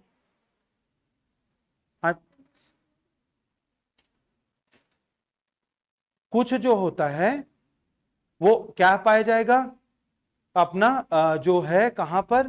कुछ जो पाया जाता है अपना साइटोप्लाज्म। ठीक है, साइटोप्लाज्म मतलब बाहर में। तो क्या याद रखना? डीएनए केंद्रक के अंदर और आरएनए केंद्रक के बाहर। तो केंद्रक के बाहर कहां? तो केंद्रक के बाहर मतलब वो चिपका रहता है। तो साइटोप्लाज्म में आरएनए चिपके रहते हैं। क्लियर है? साइटोप्लाज्म में आरएनए चिपके रहते हैं। तो यहां क्या होगा? प्रोटोप्लाज्म में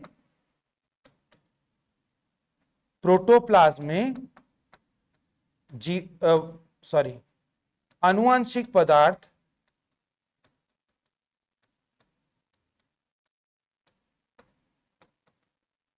ठीक है, तो प्रोटोप्लाज्म में आनुवांशिक पदार्थ अनुपस्थित होते हैं।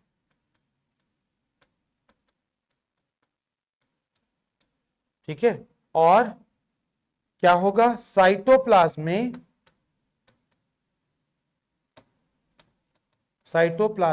आनुवांशिक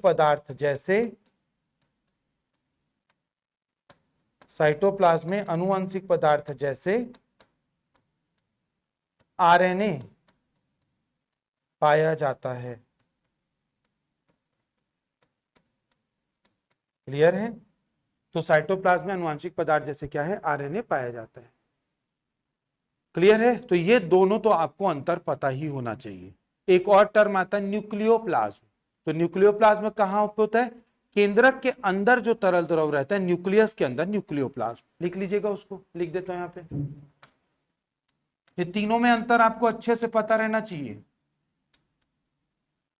न्यूक्लियोप्लाज्म, तो न्यूक्लियोप्लाज्म क्या है? केंद्रक के भीतर उपस्थित तरल द्रव।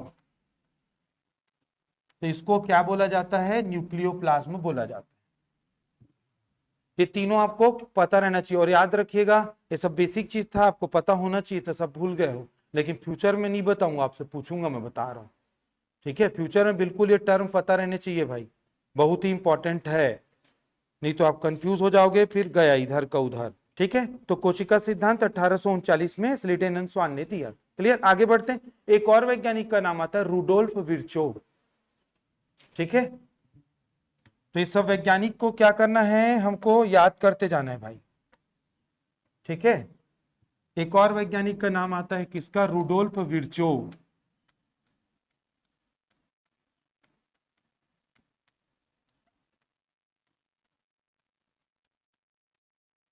ठीक है, तो रुडोल्फ विर्चोव ने क्या बताया था?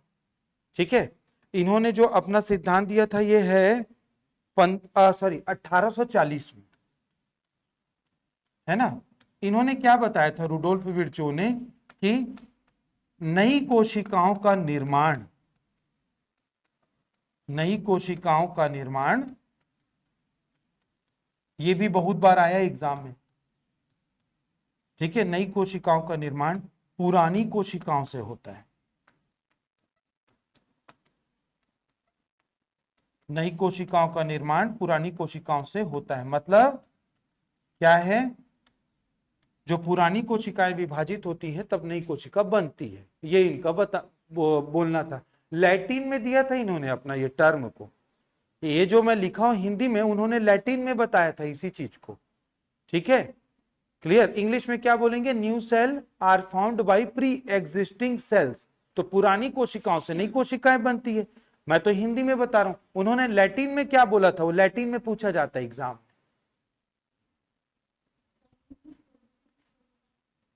ओमिनीज, हाँ वेरी गुड, इसको मैं हिंदी में लिख देता हूं। इन्होंने लैटिन में बताया था, और लैटिन में क्या बोला था, लैटिन मतलब अमेरिकन लैंग्वेज है ना, ओमिनिस सेलुली ही सेलुला,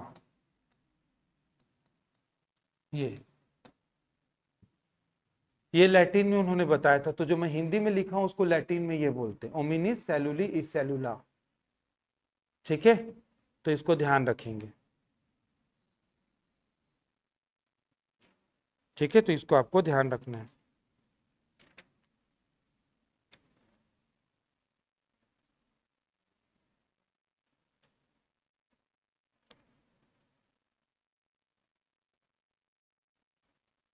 ठीक है।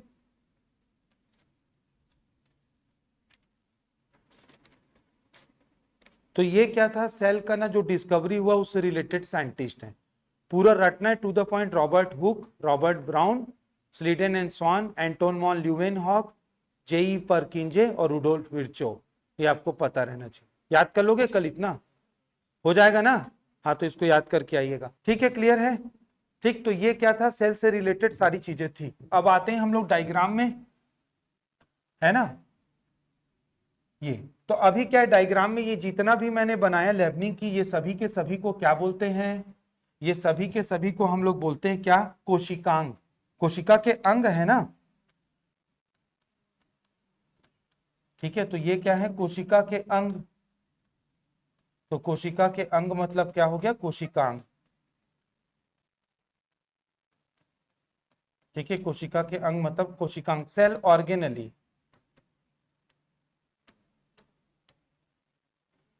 सेल ऑर्गेनली, ठीक है। अब एक एक करके हम लोग को क्या करना है, सभी सेल ऑर्गेनली को क्या करना है, पढ़ेंगे हम लोग। अब इसका कोई सीक्वेंस या ऑर्डर नहीं है, कोई भी सेल ऑर्गेनली जो आपको लग रहा है उसको पहले पढ़ लो, किसी को बाद में पढ़ लो, ऐसा इसका कोई क्रम नहीं। तो ये सबको पढ़ना है, मतलब लाइजोसोम, एंडोप्लाज्मिक रेटिकुलम, ये सारी चीजों को एक एक करके। क्लियर है। तो अभी हम लोग पढ़ने वाले हैं क्या है, कोशिकांगों को, ठीक है। तो अभी हम लोग पढ़ेंगे कोशिकांग।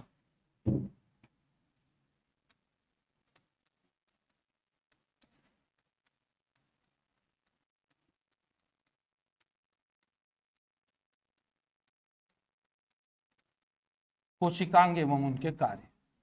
तो कोशिकांग एवं उनके कार्य में हम लोग देखेंगे क्या, अभी तो कोई भी, जैसे कि मैं बताया किसी भी कोशिकांग को हम लोग पहले पढ़ सकते हैं, तो इसमें लाइजोसोम पहले पढ़ लेते हैं। और ये बहुत ही इंपॉर्टेंट है, कई बार आ चुका है कंपटीशन एग्जाम, और आने की प्रबल संभावना फिर से भी। लाइजोसोम, लाइजोसोम को हिंदी में बोलते हैं लयनकाय, लेकिन देख लीजिएगा मैंने लाइजोसोम को कैसे देवनागरी लिपि में लिखा है, वैसा ही पूछा जाएगा आपसे।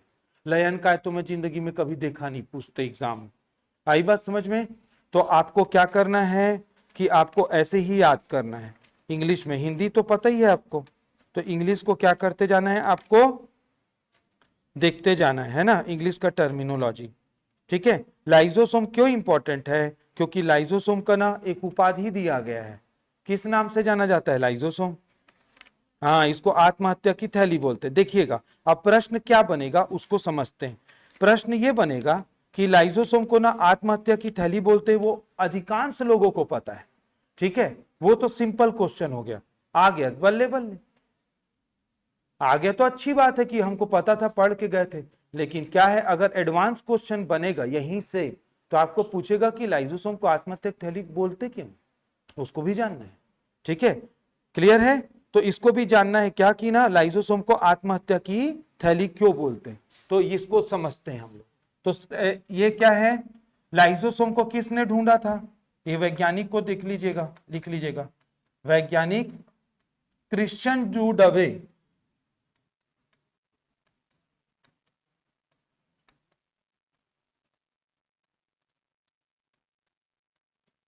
वैज्ञानिक क्या है, क्रिश्चियन डू डवे के द्वारा 1955 में लाइजोसोम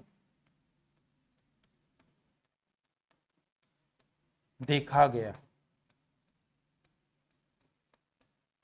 ठीक है, तो सबसे पहले 1955 में क्या है, लाइजोसोम को क्या है, क्रिश्चियन डू डवे नामक क्या है वैज्ञानिक ने क्या किया था, उसको खोजा है। क्लियर है? ठीक है,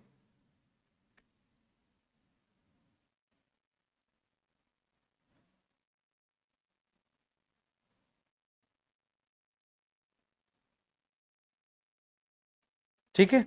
तो इन्होंने क्या किया था, सबसे पहले लाइजोसोम को क्या किया था, देखा था। ठीक है, और इन्होंने देखा था लीवर की कोशिकाओं में इसको भी लिख लीजिएगा।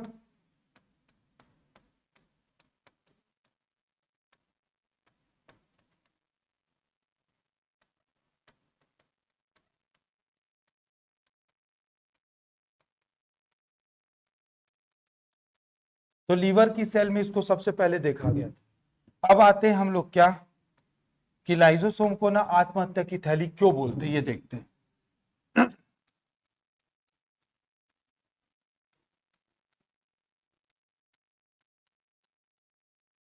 इंग्लिश में क्या बोलेंगे, सुसाइडल बैग।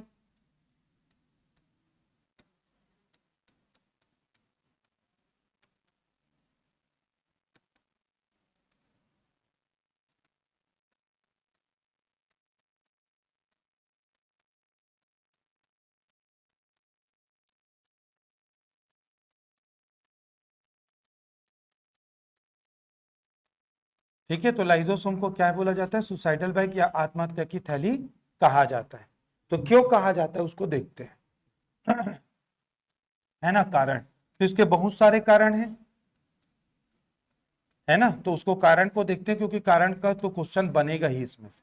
पहला, ये क्या करता है, हानिकारक हानिकारक सूक्ष्म जीवों जैसे, ठीक है, हानिकारक सूक्ष्म जीवों जैसे जीवाणु, कवक इत्यादि से सुरक्षा प्रदान करने के दौरान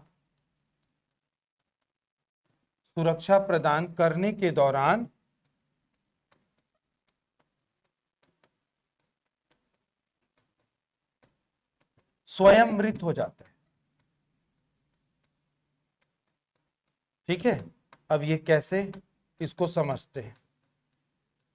ठीक है, तो ये क्या होगा, हानिकारक सूक्ष्म जीव जैसे बैक्टीरिया, जीवाणु मतलब बैक्टीरिया, कवक मतलब फंगी, ये हमको बीमार करते हैं, तो उससे सुरक्षा प्रदान करने के दौरान क्या होता है, स्वयं मृत हो जाता है। अब कैसे होता है समझिएगा, ये हमारी सेल हो गई, और सेल में क्या हुआ, जैसे तैसे क्या किया, बैक्टीरिया व वायरस ने क्या किया, आक्रमण कर दिया। मान लीजिए बैक्टीरिया का आक्रमण हो गया और वो हमारे सेल मेम्ब्रेन को क्या किया, ध्वस्त करके चकमा देके क्या है, हमारे डिफेंस सिस्टम को सेल के अंदर चला गया। तो पक्का खतरनाक बैक्टीरिया होगा, तब तक तो वहां पहुंच गया। इसी समय क्या होता है, जैसे ही पहुंचता है ना, ये लाइजोसोम अलर्ट हो जाता है। अब लाइजोसोम क्या होता है देखिएगा, हमारे ना कोशिका के चारों ओर झिल्ली है ना, वैसे ही हमारे कोशिकांगों के चारों ओर भी झिल्ली होती है। तो लाइजोसोम हो गया, तो लाइजोसोम के चारों ओर ऐसा ना एक झिल्ली रहता है, ये तो ये हो गया लाइजोसोम, और वो उसको प्रोटेक्ट करता है, झिल्ली। अब यहां पे क्या आ गया, बैक्टीरिया आ गया। अब बैक्टीरिया खुश है क्योंकि उसको क्या मिलेगा, रेडीमेड भोजन मिलेगा। बैक्टीरिया या जीवाणु क्या होता है, परजीवी होता है। वो ना भोजन नहीं बनाता, दूसरे के शरीर में भोजन के लिए डिपेंडेंट या निर्भर रहता है। अब ये जो लाइजोसोम क्या करेगा, सुरक्षा के लिए लाइजोसोम के अंदर में ना कुछ ना केमिकल पाए जाते हैं, ठीक है। लाइजोसोम के अंदर में कुछ केमिकल पाए जाते हैं, इसको बोला जाता है लाइजोजाइम। क्या बोला जाता है, लाइजोजाइम। कैसे याद करेंगे, lysosome plus enzyme, lysosome plus enzyme. तो लाइजोसोम प्लस एंजाइम को क्या बोलेंगे, लाइजोजाइम। लाइजोसोम प्लस एंजाइम क्या हो जाएगा, लाइजोजाइम, ठीक है। और ये जो एंजाइम किसको बोलते हैं बताइएगा आप लोग। एंजाइम को हिंदी में उत्प्रेरक बोलते हैं या जैव उत्प्रेरक बोलते हैं। एंजाइम होता क्या है, हाँ जी, एंजाइम क्या है हमारी बॉडी में, एंजाइम हमारे बॉडी में एक प्रकार के उत्प्रेरक हैं जो कोई भी बॉडी में केमिकल रिएक्शन होता है उसके ना रेट को बढ़ा देते हैं, रासायनिक अभिक्रिया की दर को बढ़ाते हैं। जैसे रासायनिक अभिक्रिया क्या है हमारे शरीर में, पाचन, खाना है ना, भोजन जो पचता है वो पाचन, डाइजेशन, तो डाइजेशन के प्रोसेस को बढ़ा देते हैं। तो वो एंजाइम हमारे कहाँ पे, स्टमक में, इंटेस्टाइन में, लीवर में, पैंक्रियास में, सब जगह पाए जाते हैं। तो वैसे ही एक एंजाइम, एक पदार्थ कहाँ पे है, लाइजोसोम के अंदर में, ठीक है। और ये जो रहता है वो क्या रहता है, हाइड्रोलिटिक एंजाइम है, हाइड्रोलिटिक एंड क्या है, एसिडिक नेचर का होता है। ये हाइड्रोलिटिक और एसिडिक नेचर का होता है, ठीक है। अब इसका नेचर समझते तब आपको समझ में आ जाएगा कि हाइड्रोलिटिक नेचर क्या है, क्लियर, ठीक है। तो लाइजोसोम में पाया जाने वाला एंजाइम लाइजोजाइम, और ये एसिडिक मतलब अम्लीय है, बहुत ही स्ट्रॉन्ग एसिड रहता है ये, ठीक है। तो ये क्या रहता है, अम्लीय प्रवृत्ति का रहता है ना, ये क्या है, अम्लीय प्रवृत्ति का रहता है, तो बहुत ज्यादा एसिडिक रहता है, अम्लीय प्रवृत्ति का रहता है। तो लाइजोसोम क्या करता है, लाइजोसोम क्या करता है, हमको बचाने के लिए बेचारा सबसे पहले क्या करेगा, ये जो झिल्ली रहती है ना उसकी मेम्ब्रेन, उसको ना ब्रेक कर देता है, क्लियर। और जब ये मेम्ब्रेन को ब्रेक करेगा ना तो क्या होता है, लाइजोजाइम है वो गिरता है बैक्टीरिया के ऊपर, ठीक है, या उसके ऊपर वो छोड़ देता है। तो ये चूंकि ना एसिडिक नेचर का है तो बैक्टीरिया की क्या होती है, सेल वॉल डैमेज हो जाती है। बैक्टीरिया के पास सेल वॉल होता है, हम लोग के पास मेम्ब्रेन है। अब सोच लीजिए वो चुटरू सा बैक्टीरिया जो दिखाई नहीं देता, भगवान सेल वॉल दे दिए, हम लोग को इतना बड़ा शरीर सेल मेम्ब्रेन है। इसी कारण तो बैक्टीरिया 12 बजा देता है हमारा, जानलेवा बीमारी भाई, कई बैक्टीरिया के डिसीज से तो आदमी मर जाता है। टीबी, माइकोबैक्टीरियम ट्यूबरकुलोसिस बैक्टीरिया से होता है, इलाज ना किया जाए आदमी खांस खांस के मर जाएगा उसको, अब इतना खतरनाक है बैक्टीरिया, ठीक है। तो ये बैक्टीरिया बहुत ही खतरनाक जानवर है। तो उसके बॉडी में सेल वॉल तो इतना स्ट्रांग रहता है ये एसिड लाइजोजाइम का कि उसके सेल वॉल को डैमेज कर देता है। बैक्टीरिया मर गया और हम लोग बच गए बीमारी से। लेकिन इस दौरान क्या हुआ, बेचारा लाइजोसोम ना अपना ही कवच को तोड़ डाला, तो लाइजोसोम का पूरा अंदर का तरल द्रव वो बाहर आ जाता है और सिकुड़ के मर जाता है।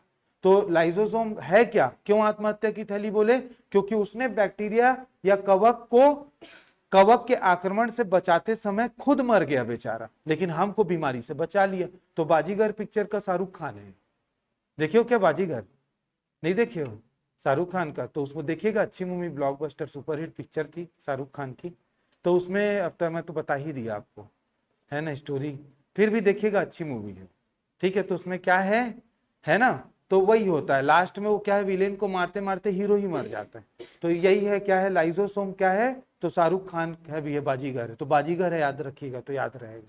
तो पहला कारण क्या है, सुरक्षा प्रदान करने के दौरान स्वयं मृत हो जाता है, क्लियर। दूसरा कारण देखते हैं लाइजोसोम को और क्यों बोला जाता है आत्महत्या की थैली, दूसरा कारण देखते हैं इसका, ठीक है। ये क्या करता है लाइजोसोम, ये बड़ा विचित्र टाइप का बात है भाई, और इसके लिए नोबेल प्राइज मिला है। और इसको समझते हैं हम लोग क्या, कि हमारे जीवन में उपवास का महत्व क्या है। हर धर्म में उपवास की परंपरा है और उसका संबंध यहीं से, हम लोग हजारों साल से उपवास रह रहे हैं इंडिया में, हिंदू लोग है ना, लेकिन अभी जुम्मा 7-8 साल हुआ है, इस खोज के लिए नोबेल प्राइज दिया गया। कोई स्वीडिश साइंटिस्ट थे, मैं नाम भूल रहा हूँ, 7-8 साल पुराना नोबेल प्राइज है वो, ठीक है, क्लियर। ऑटोफैगी, अब ऑटोफैगी क्या होता है समझिएगा। एक चीज और इंपॉर्टेंट चीज बता रहा हूं, भले अब आप स्कूल कॉलेज पढ़ के भूल गए होगे, साइंस का कोई भी टर्म है, साइंस का कोई भी टर्म है, उसकी इटमोलॉजी, इटमोलॉजी का मतलब होता है शब्द की उत्पत्ति कहां से हुई वो आपको पता रहना चाहिए। क्योंकि आप ना कितना भी पढ़ लो, हम लोग कितना भी तैयारी कर ले, कुछ क्वेश्चन ऐसे आएंगे जो कि ना बाहर रहेगा, मतलब ऐसा लगेगा कुछ भी पूछ देते हैं साले लोग। तो क्या है, ऐसा कुछ नहीं है, आपको ना अपना कंसेप्ट को स्ट्रांग करना है। अगर आप ना टर्मिनोलॉजी को जान गए, उसकी इटमोलॉजी की शब्द की उत्पत्ति कहां है, तो आप आंसर तक पहुंच जाओगे। क्योंकि ना ये कई जगह आएगा ऐसा शब्द, अब देखना यहां पे क्या है, तब आपको ये लाइजोसोम का एक और फंक्शन याद हो जाएगा। ये ऑटो वर्ड आया है यहां पे, ऑटो, ऑटो एक ग्रीक शब्द है, पता है ये क्या है, ग्रीक शब्द है, ये ग्रीक शब्द है। इसका इंग्लिश में क्या मतलब होता है, सेल्फ, ये इंग्लिश वर्ड है इसका। और सेल्फ को हम लोग हिंदी में क्या बोलेंगे, स्वयं, क्या बोलेंगे, स्वयं, ये हिंदी वर्ड हो गया। आपने ऑटो वर्ड से वर्ड सुना होगा जो ओरिजिन होता है, ऑटो बायोग्राफी, सुने हो। ऑटोबायोग्राफी को क्या बोलते हैं हिंदी में, आत्मकथा, बाबरनामा, खुद ही लिख दिया, अरे बहुत महान शासक था, शक्तिशाली हूं मैं, ये हूं वो हूं, सत्यानाश कर दिया, पूरे भारत पे कब्जा कर डाला, ये है वो है, आत्मकथा थी ना, ठीक है। तो ऑटोबायोग्राफी खुद की लिखी हुई कहानी, आत्मकथा। यहाँ पे क्या है, ऑटो, ऑटो मतलब स्वयं। आगे का वर्ड फैगी, तो ये जो फैगी वर्ड है ना, ये ना ग्रीक शब्द बना है किससे, फैगीन, ठीक है। फैगिन का मतलब होता है इंग्लिश में, हम लोग को लैटिन और ग्रीक तो नहीं पता, टू ईट, टू ईट का मतलब क्या होता है, भक्षण करना, क्या करना, भक्षण करना। अब देखो यहाँ पे क्या वर्ड आ गया, ऑटोफैगी, ऑटोफैगी मतलब खुद का भक्षण कर लेना, खुद को खा जाना। अब समझ रहे हो कितना विचित्र चीज है, और ये अभी देखते हैं कितना विचित्र फंक्शन है, अजीबोगरीब, लेकिन ये बहुत जरूरी है हमारे बॉडी के लिए, ऑटोफैगी, ठीक है। तो अब समझ गए, अगर ऑटो वर्ड कभी भी फ्यूचर में बायो में आएगा उसका मतलब सेल, और फैगी वर्ड आ गया कहीं भी मतलब भक्षण करना या खाना। जैसे इसी से एक और वर्ड पढ़ेंगे, ब्लड पढ़ेंगे, तो फैगोसाइटोसिस, ठीक है। तो फैगोसाइटोसिस का मतलब होता है भक्षण करना। तो ये याद रखिएगा, ये टर्मिनोलॉजी को आप ना समझते जाओ, और टर्मिनोलॉजी समझ जाओगे तो क्या फायदा होगा आपको। अगर फैगिन वर्ड पता है, किसी भी वर्ड में फैगिन या फैगो आया तो आप समझ जाओगे वो खाने की बात हो रही है, भक्षण करने की बात हो रही। तो अननोन क्वेश्चन जो नहीं जान रहे हम लोग, आंसर तक तो पहुंच जाओगे। क्लियर है, समझ में आ रही बात, तो ये ध्यान रखेंगे। होता क्या है देखिएगा, इसमें ऑटोफैगी में हम लोग बोलते हैं कि विभीषण धोखा दिया रावण को, है ना, लेकिन दूसरे तरफ देखोगे तो क्या है, विभीषण का ना रावण को धोखा देना ठीक भी था भाई, नहीं तो उसका क्या है, किसी की भी वाइफ उठा के ले आता, वो तो राम जी की वाइफ को तो ले ही गया था, तो वो तो अत्याचारी पापी हो गया था। उस पाप को रोकने ने क्या किया, विश्वासघात कर दिया विभीषण ने। अगर देखोगे तो भाई रावण को कितना दुख हुआ होगा, विभीषण अगर विश्वासघात नहीं करता कभी नहीं मरता, समझ रहे हो, तो उसको धोखा दे दिया। दूसरे तरफ नैतिकता की दृष्टिकोण से देखोगे तो आपको लगेगा कि बहुत अच्छा हुआ, नहीं तो ये भाई पापी आदमी कुछ भी, किसी भी वाइफ को उठा के ला रहे, कुछ भी मारपीट कर रही है, तो दोनों चीजें हैं। अब देखो क्या करता है, ये जो ऑटोफैगी लिखा हूं ना मैं, इसका मतलब क्या है पता है, होता क्या है प्रोसेस, लाइजोसोम, लाइजोसोम कोशिका की मृत्यु में सहायक है, ठीक है। तो लाइजोसोम क्या होता है, कोशिका की मृत्यु में सहायक होता है, जिस कोशिका के भीतर वो रहता है उसी को मार डालता है, जिस कोशिका के भीतर वो रहता है उसी को मार डालता है। इसको बोलते हैं ऑटोफैगी या सेल डेथ में सहायक। कैसे, आप समझिएगा, लॉजिक है इसके पीछे, ऐसे में तो हम लोग जिंदा ही नहीं रह पाएंगे, कितना पापी सेल ऑर्गेनली खुद ही मार दे रहा है कोशिका को, नहीं, उसका लॉजिक समझना। लॉजिक क्या है, टमाटर हो गया 2 रुपया किलो, सस्ता, और आप सोचे रोज तो टमाटर लगता है यार, बोरी ओरी 2-3 लोग एक्टिवा एक्टिवा बहन को बिठाए चल दीदी जाएंगे। अब आपने डिक्की में सामने झोला ओला बोरी ओरी लटक लुटका के 15-20-30 किलो ले आए टमाटर, अब रख दिए उसको, अब देख रहे हो कि यार कुछ दिन बाद कितना को टमाटर खाओगे सुबह शाम, तो आप देखते हो कुछ दिन बाद कि वो टमाटर सड़ रहा है। तो जो आप 30 किलो टमाटर लाए थे उसमें 5-6 किलो सड़ गया। मम्मी क्या बोली, सुनर टिंकी दिन भर मोबाइल को चखते रहती, पढ़ना लिखना तेरे को ही शिक्षक भर्ती की तैयारी हो रहा है, स्टूपिड कहीं की, जा टमाटर को निकाल पूरा छांट तो अलग कर। तो क्या हुआ, वो क्या करी टिंकी ना, पूरा सड़े हुए टमाटर को निकाली और फेंक दी बाहर। ठीक है, 5 किलो मतलब क्या है, टमाटर का नुकसान हो गया। हो गया 5 किलो टमाटर का नुकसान, क्योंकि वो टमाटर को फेंक दी। अच्छा था कि बुरा था, अच्छा की, नहीं तो पता हो 5 किलो टमाटर के चक्कर में पूरा 30 किलो जो टमाटर है वो सड़ जाता, कुछ दिन बाद पूरा का पूरा बर्बाद हो जाता।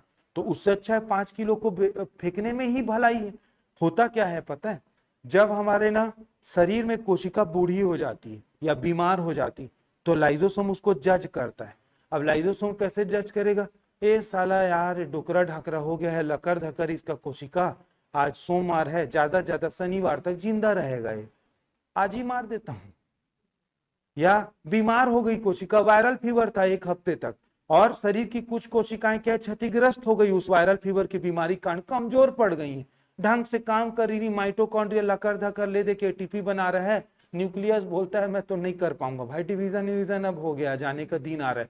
तो लाइजोसोम उस कोशिका को क्या करता है पता है, पूरा हाइड्रोलिटिक एंजाइम को फैला देता है कोशिका में, एसिडिक नेचर का रहता है। अब आप देखना हाइड्रोक्लोरिक, अरे वो जो किराना दुकान में एसिड मिलता है प्लास्टिक बोतल में, उसको प्लांट में डाल देना, देखना पत्ती में सिकुड़ के पूरा सड़ मर जाएगा वो।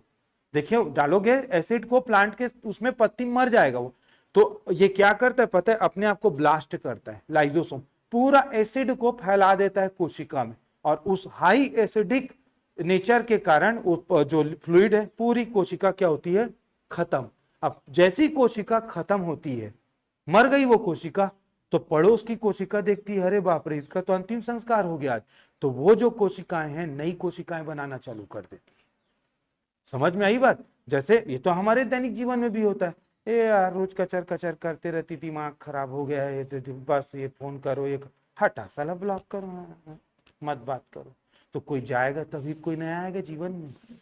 समझ रहे हो ना, तो सुख शांति लाने के लिए किसी को अलविदा बोलना पड़ता है, ये लॉजिक का काम करता है कौन, लाइजोसोम। वो क्या करेगा, बीमार कोशिका जो रहती है उसको ना मार डालता है, और जैसी बीमार कोशिका मरेगी तो नई कोशिकाओं का जन्म होता है। हमारे शरीर में जितनी नई कोशिकाएं बनेंगी उतना हम लोग स्वस्थ और यंग रहेंगे। और उपवास का क्या महत्व है जो मैं आपको बता रहा हूं, भाई सेल को एनर्जी चाहिए जिंदा रहने के लिए। जिस दिन आप उपवास रहते हो तो आप बहुत कम खाना खाते हो, कई तो कठिन कठिन उपवास रखा जाता है, नवरात्रि में कई लोग तो 9 दिन नहीं खाते। जैनी लोग का तो सबसे कठिन 30 दिन उबला हुआ पानी पी के रहते हैं भाई, मतलब पानी पी के बस, कुछ खाते नहीं।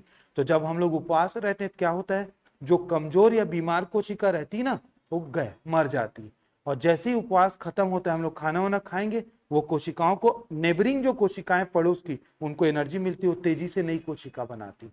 तो उपवास का वैज्ञानिक महत्व क्या है कि पुरानी कोशिका को अलविदा करना है तो उपवास रहना चाहिए, और बहुत फायदे हैं उसके, बहुत फायदे। शरीर बीमारी से बच जाता है, जिसमें कैंसर जैसी बीमारी भी शामिल है, तो उपवास रहने से कैंसर जैसी बीमारियां भी प्रोटेक्ट हो जाती। छोटा मोटा तो छोड़ ही दो, यंग बनता है शरीर, और कोशिका और ऑर्गन अच्छे से काम करता है। लेकिन वही है, उपवास रहने से पहले तौला लेना चाहिए वजन को अपना, देख दुखा के रहें, ठीक है। कोई 9 दिन रहेगा तो पता लगा, समझ रहे हो ना। तो 9 दिन सब कोई नहीं रह सकते भाई, सबकी शक्ति नहीं है उतनी, तो जितना श्रद्धा भक्ति उतना उपवास रहिए, ठीक है। अब जैनी लोग का बेस्ट होता है 30 दिन उबला पानी, 30वें दिन तक तो अलविदा हो जाएंगे पृथ्वी से भाई, वैसे में तो बिना पानी पी के रहोगे तो, समझ रहे हो ना। तो जो भी अपना श्रद्धा भक्ति के हिसाब से उपवास का वैज्ञानिक महत्व है, ध्यान रखें। समझ में आ गया, इस घटना को बोलते हैं ऑटोफैगी। तो लाइजोसोम खुद को खा के साथ में पूरे सेल को डैमेज कर देता है, अच्छा चीज है, जैसे टमाटर को टिंकी फेंक के अच्छा चीज की थी, ठीक है। आगे बढ़ेंगे, इसके बाद लाइजोसोम का एक और फंक्शन है जिसके कारण उसको आत्महत्या की थैली बोलते हैं, वो है उपवास के दौरान ऊर्जा प्रदान करना। तो लंबे उपवास,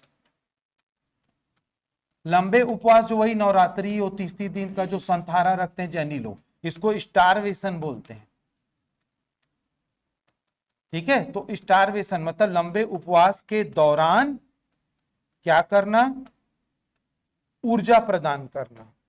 इसके कारण भी लाइसोसोम नष्ट होता है। तो लंबे उपवास के दौरान ऊर्जा प्रदान करना का मतलब क्या हो गया, इसको समझिएगा। लाइसोसोम के अंदर में एंजाइम तो है दुनिया भर के, और इसके अंदर में क्या रहता है, संग्रहित भोज्य पदार्थ भी रहते हैं कुछ मात्रा में, है ना, थोड़ी मात्रा में। तो इसमें संग्रहित भोज्य पदार्थ भी पाए जाते हैं लाइसोसोम के अंदर में। संग्रहित भोज्य पदार्थ में कार्बोहाइड्रेट, फैट, प्रोटीन, ये सब। तो इसमें क्या है, संग्रहित भोज्य पदार्थ, कार्बोहाइड्रेट, फैट, प्रोटीन भी पाए जाते हैं।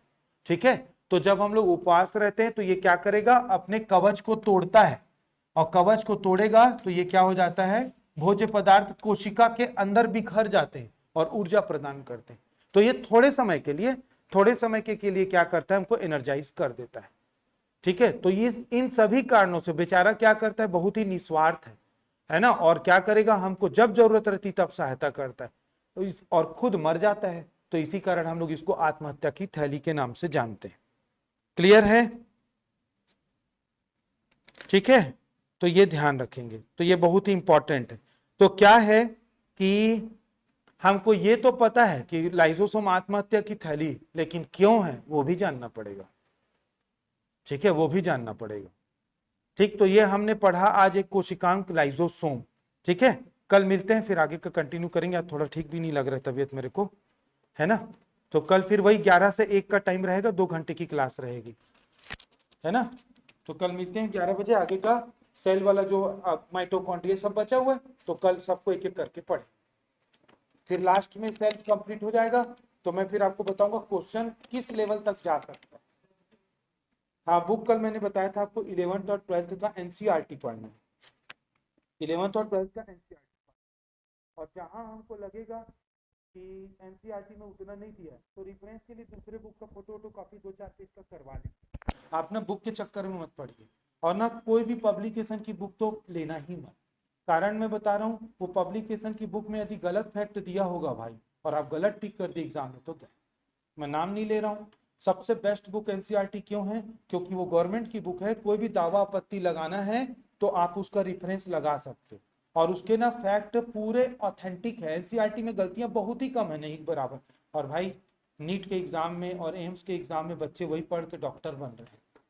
11वीं और 12वीं का लोग एक एक लाइन पूरा खत्म कर देते हैं तैयारी, उसके अलावा कुछ भी नहीं पढ़ते। तो जो आदमी डॉक्टर बन गया, आप टीचर ही बनोगे यार।